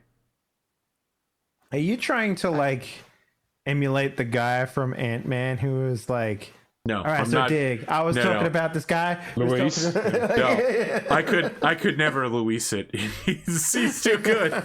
You know, Jacob, I've got the perfect guy we should talk to about this. Really? Okay. Yeah. Let's go up to the 53rd floor. Okay. He says, "That's where I work." Oh no, sorry. Is Dante's floor the 53rd or the 52nd? No, Dante's floor is the 59th. Let's go up to the 59th floor. Oh shit! You have a way to get up there? Oh, I don't- absolutely. Oh man, I don't think I'm allowed up there, man. That's like highest level security. I'll take care of it. Oh, do you like know Dante or something? I am Dante. he pulls the mask off. I was actually Dante all along, man. And I quickly pick up my phone and or actually no, I just text Dante from my Times Square marquee while all this is happening. Are you in your office? We need to talk. It's an urgent security issue. Okay. Dante sends a message back within 60 seconds agreeing that any security issue that you discovered is certainly worth talking about. Okay. I need access to your diving board. That's exactly where I'm going. Take him right up to Dante's office. Okay. Yeah. Dante is sitting behind the desk and, Jacob's like, "Oh, Mr. Fierro, hello." And I just stop him right. Mr. Fierro, I believe that this is one of yours. He didn't know that you and I had a business relationship, approached me out of the blue as an edge runner to ask me about new technology that Mr. Bonez is working on. I'm pretty sure that you have the facilities in your office to deal with this. So Dante holds a hand up and says, "Now hold on a second, because I forgot what my accent sounded like." It's been a few weeks. You got it. It's been months since I've had to play Dante. Mr. Jaden, I would like to remind you actually are still an edge runner. I understand, but You work through me contractually. Look, is what this man is asking for anything you can deliver on?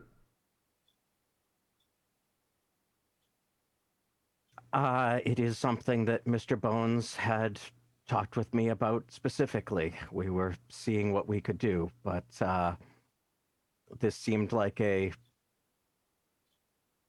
breach of protocol from what I know about the secrecy of that department. Maybe, but I do appreciate go-getters. I used to be one myself. Then I leave him in your capable hands. No. I value your opinion highly, Mr. Pascal Jaden. Tell me, you already know about this project, of course, and you're already working on it. But you feel that this young man, I'm sorry, I didn't catch his name. You believe he's a security breach, even now knowing what you know. I believe him calling an edge runner out of the blue and giving me the information that he gave me that I shouldn't normally know about Limelight.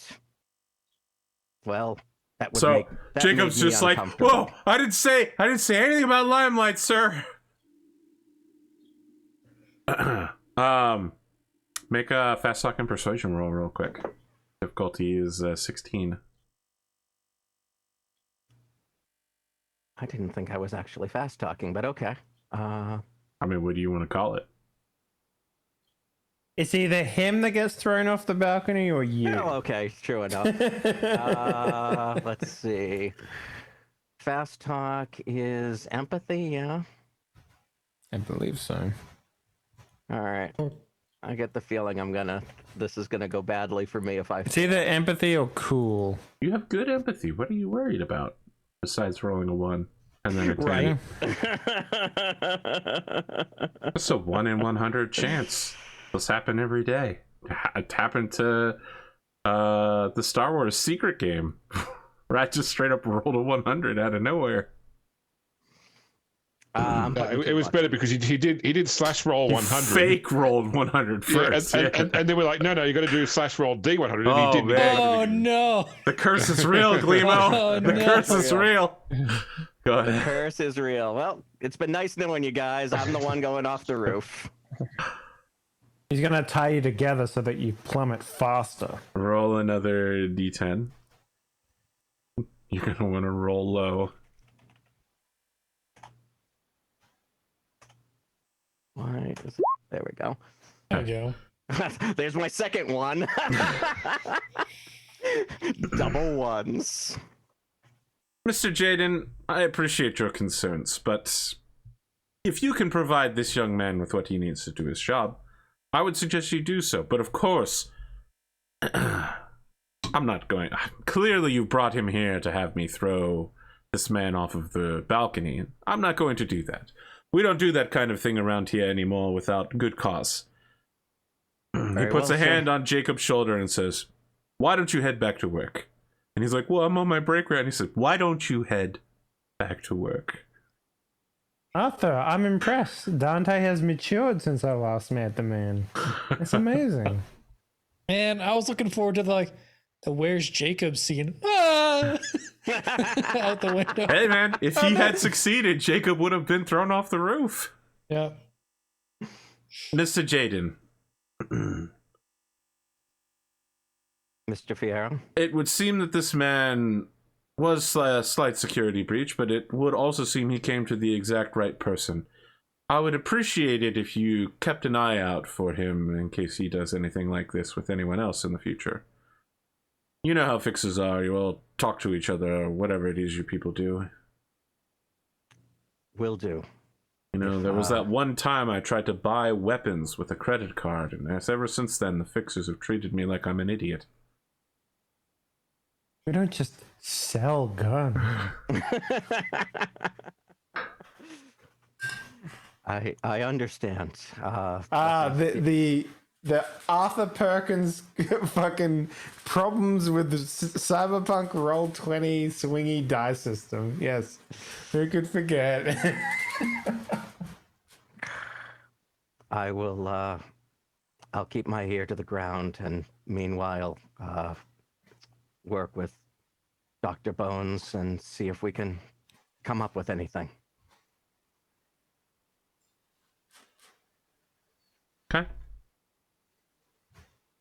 And he pats you on the back and says, well, keep up the good work with whatever it is you do for me. Thank you, Mr. Fierro. And Pascal leaves. All right. As he sits down, Dante starts to call up, and he's just like, all right, so about those airstrikes.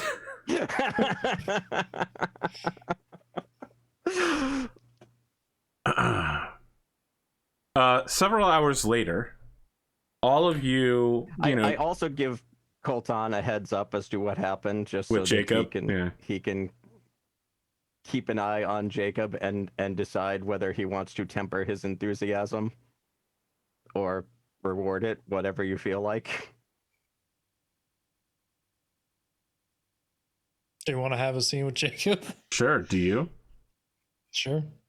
Hey man, I heard you tried to finger me. That's not very nice. Ask next time. About what, sir? I just got a call from my friend Pascal.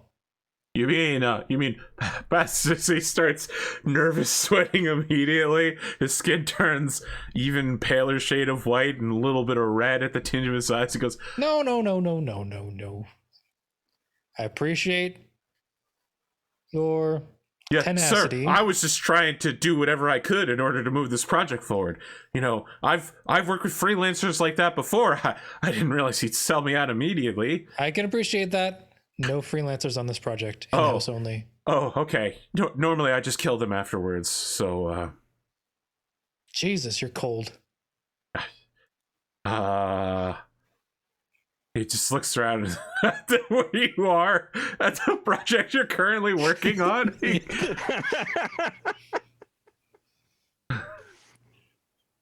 No. You work at Dante Fierro's tower, making a project to help people forget the horrifying often criminal things that they've done so they can live a easy life afterwards using untested cyberware stolen from another company.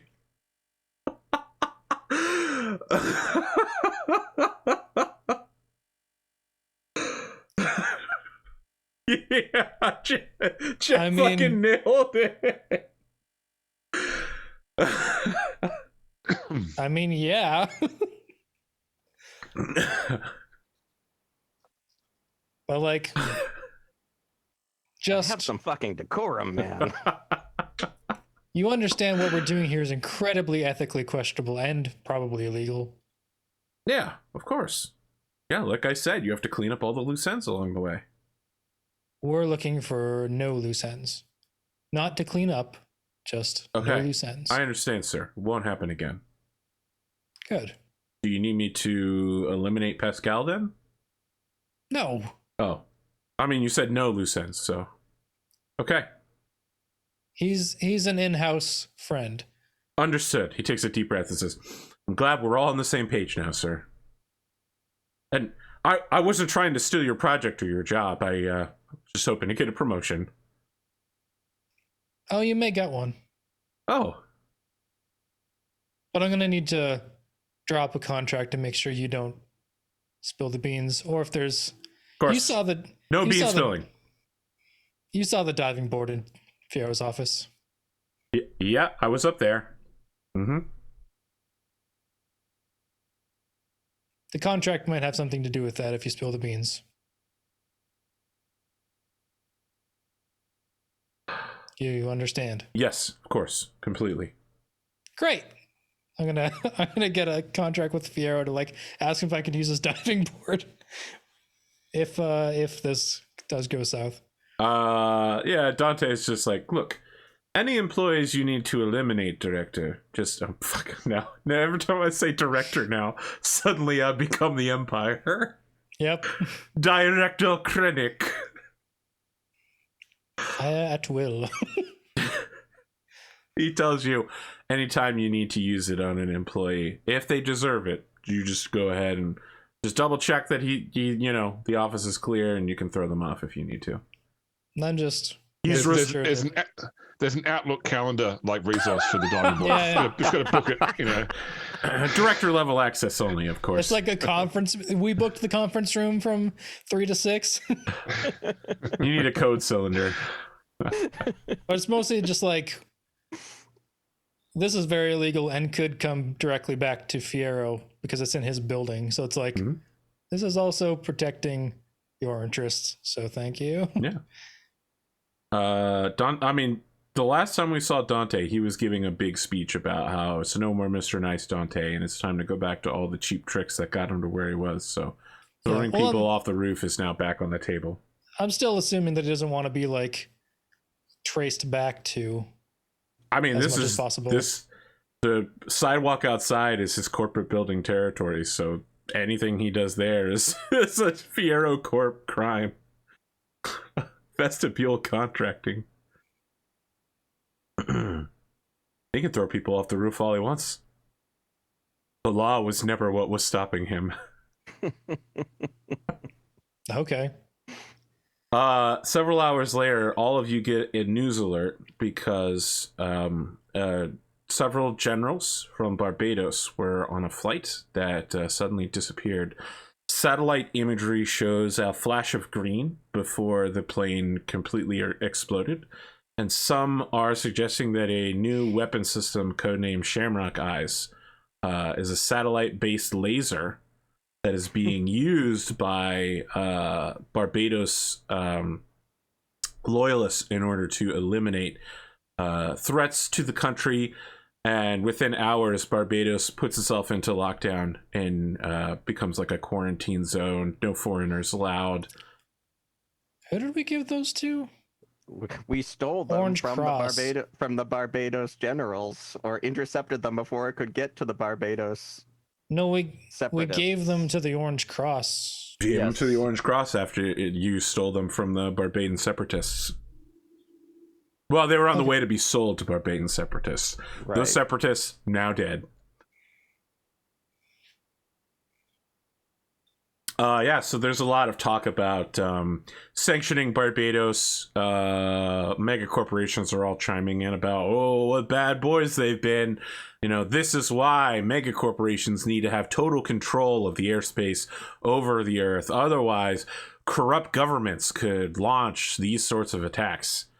And by the next morning, there are reports that the Shamrock Guy's weapon has been destroyed by random happenstance. An Arasaka satellite collided with it in a random accident. Training accident. Training accident. Isn't that what you normally use? Yeah. The satellite rolled a 1.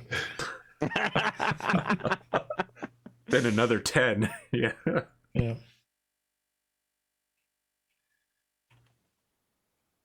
Oh boy. Now, the thing, Bishop, is that you're actually from the West Coast, correct? You're from Night City in Arasaka. Yep. So you get a random pizza delivery. You live in a secure compound, so like the guy calls you from the gate and it's like, I got a pizza here for you. I didn't order pizza. It says your name's Jay Silverhand. Okay, I'll buzz you in. Okay. Ask him if he wants to party and if he's got drugs. Oh, you must be. I was going to wait till he got up here and ask him if he had any marijuana. Sorry. You must be from On the Nose Pizza. Yes, come right in. Yeah, so he delivers you a authentic West Coast pizza, which you haven't seen in years after you've had to run. And there's, you know how when you order pizza, sometimes you can like leave a note for things that the driver can do or like changes to be made. So there's like a fucking manifesto written in there. Like, is it written in sauce on the cheese? Like, No, it's It's written like on the whoever ordered this, receipt mate. attached to. Yeah. That's right, yeah. So Left it's just side like, only. yeah, just needed to sign here and just let your friend know that he's a little wordy. We have to, by law, read all that. Okay. So Just a joke, I'm sure. Sure. So like the very first line is like, if you're the delivery driver, ignore this. Marcus, as an East Coaster, I'm sure you've never had delicious West Coast pizza, so I wanted to get you a slice of my home, Night City. It's like the Night City special with real ingredients. The artichokes are real. Yeah. No kibble here. Have they not pizza. molded on their way from the West Coast to the East Coast? Kibble. Isn't kibble the staple food of Cyberpunk? Yes. Well, Yeah. kibble is not just a staple food of Cyberpunk. It's actually one of the highest calorie to cost foods on the planet. There are stories of military guys who like, yep, I bring kibble whenever I go on maneuvers. You don't want to eat it, so you'll only eat it in an emergency. And that's when you really need it. like a salt cube. Those are called deer licks. Was it pemmican? Pemmican was what they used to use. Pemmican. Wow. It was just lard and flavoring. You know, like you get a really hard piece of chocolate and you have to like grate it off with your teeth. It's like that. Yeah. Ooh, I hate that. Yeah, it's basically just instructions for. He doesn't care how you get it, whether you steal the punk knot, whether you convince them to do it. Just that there needs to be a way to blame Medtech for what's happening to Arasaka with this punk knot.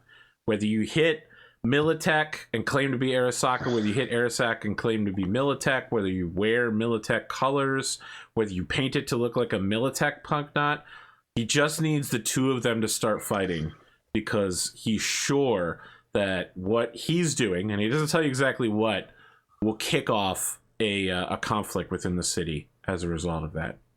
Okay. I mean, like those two are at each other's throats normally anyway, from a core point of view. Yes. Yeah. He just needs a little bit of cover for whatever concert agenda manifesto he's about to put on. We'll have those Medtech uniforms that we from the Philippines. Sure. Oh, there we go. Stick them in it.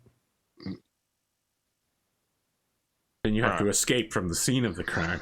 You know that, right? That's the other I part. love that we can pack in military uniforms, but we can't take the guns back. It's like, So my plan right now is to start some old-fashioned police work, like hitting the street, trying to find out more about where the Punknot's being built, who's building it, what their gang agenda is. Oh my god! So you put the pie down, you grab one slice of it, then pensive music starts playing as the smoke of a single cigarette goes up towards the light. Yeah. You slam your fist beside the door and say, "I'm gonna find my answers on the street, damn it!" You Press grab your X to badge and punk gun. Notepad comes out. Press X to punk knot. he licks the end of his iron pencil.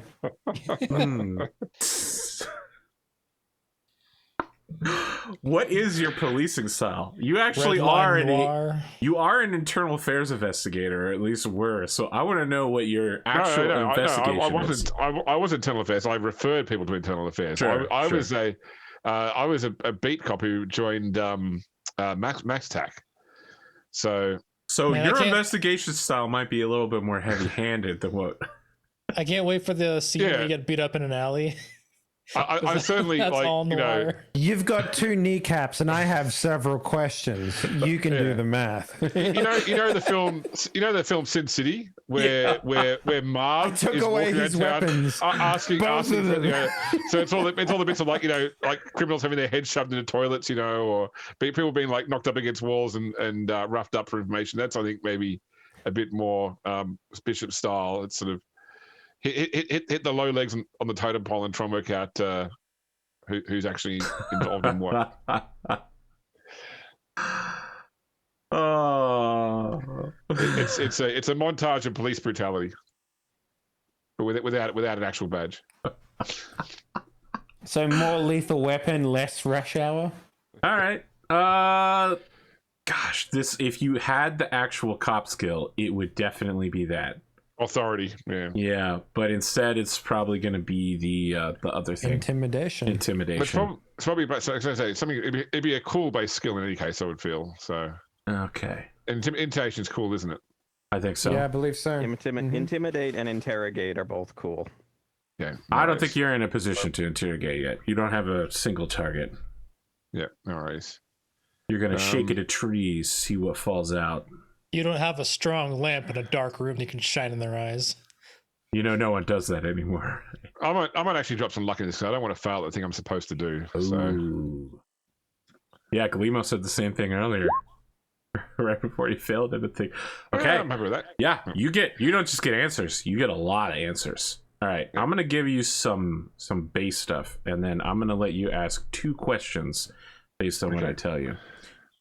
So, the Punknot is basically in the dead center of the Undercity, old Redline, and it's being built right where above the like rail line that Redline City gets its name from, the Red Line. And they're basically like so the train that cuts essentially underneath or through the city still operates, but it's like a gun train now, right? Like to keep the scavengers from ruining anything, and occasionally they send drones up and down to like make sure no one's messed with the tracks. But as with any train line, you're going to end up with scrap trains everywhere, cargo containers, that kind of stuff. All of that is gravitated to one area, which is a scrapyard, and a gang called the Scrappers have set up there. And you know, in Cyberpunk 2020, there are a lot of gangs that aren't like what we would consider gangs, like the Karens or the guys who did the Men's Warehouse thing that I was talking about, or the Bozos. They are real gangs. The Scrappers are a real gang. They're a gang, like, they run drugs, they look out for their own territory, they have families to protect and all of that. This is the life that they've been forced into by circumstance, because they live in Old Redline and there's literally no way out. There's several million people packed into an area where shit literally rains on them every single day. So the Scrappers are high-tech solutions for a low-tech world. And they've started buying broken police cars and dead VTOLs and all that stuff in order to make the punk knot, using whatever they could scrape together. And when they couldn't buy it, they would take it by force. Like if someone denied them it, they'd be like, all right. And then the next day they'd come back and kill everybody and take what they wanted. They're, you know, they're straight up gangbanging drive-bywers. So the area that they live in is called the Court. And there are two other less gangish gangs that live there. One is the Northside Jersey Trotters, who are a like a basketball gang.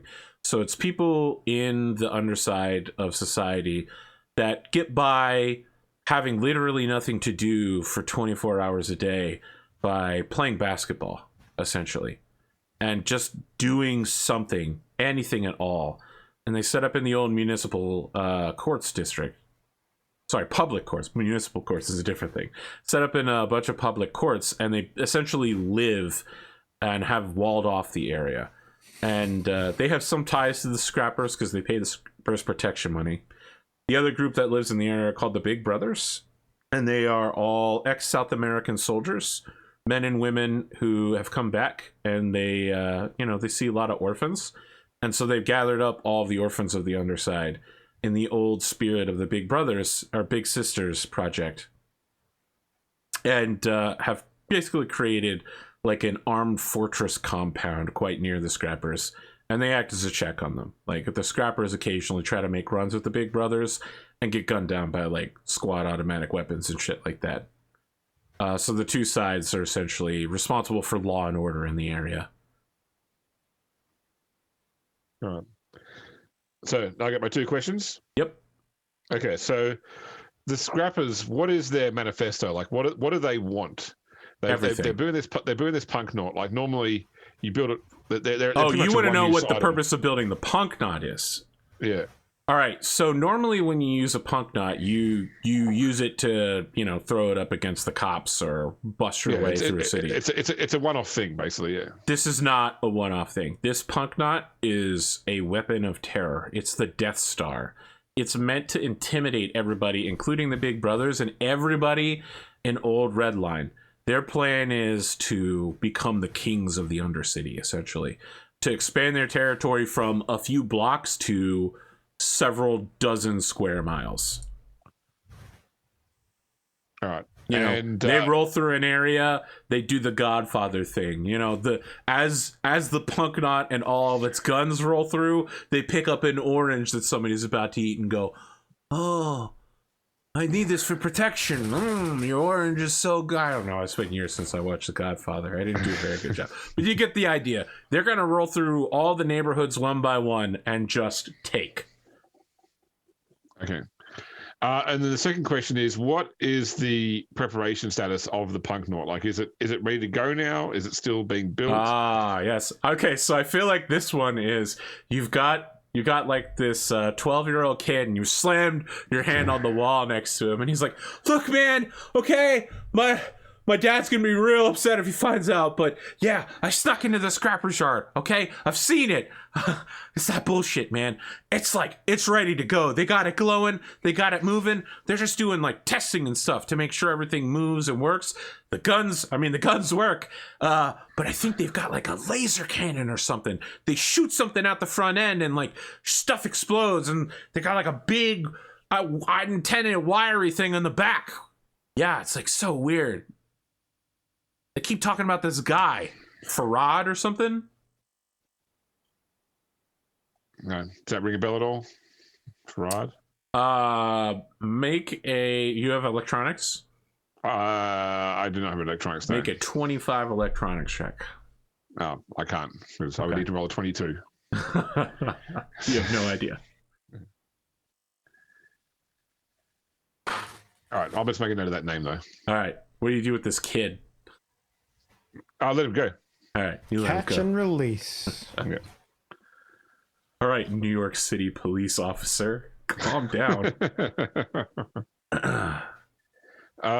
So once I'm done with my street beating, I will organize to get back to it again with everybody else. All right, when we come back, we're not going to pick up with the meeting with everybody else. We're going to sit down and talk about a day in the life of Wolfgang. I wake up in the morning and I wash my face with several different cleansers. You already did that as I know. I feel like I'm Yeah. gonna make that joke every week. You Do know, like 100 that's how it goes. push-ups. We'll be back in the second I do half. stomach crunches. I can do 1,000 now. Okay.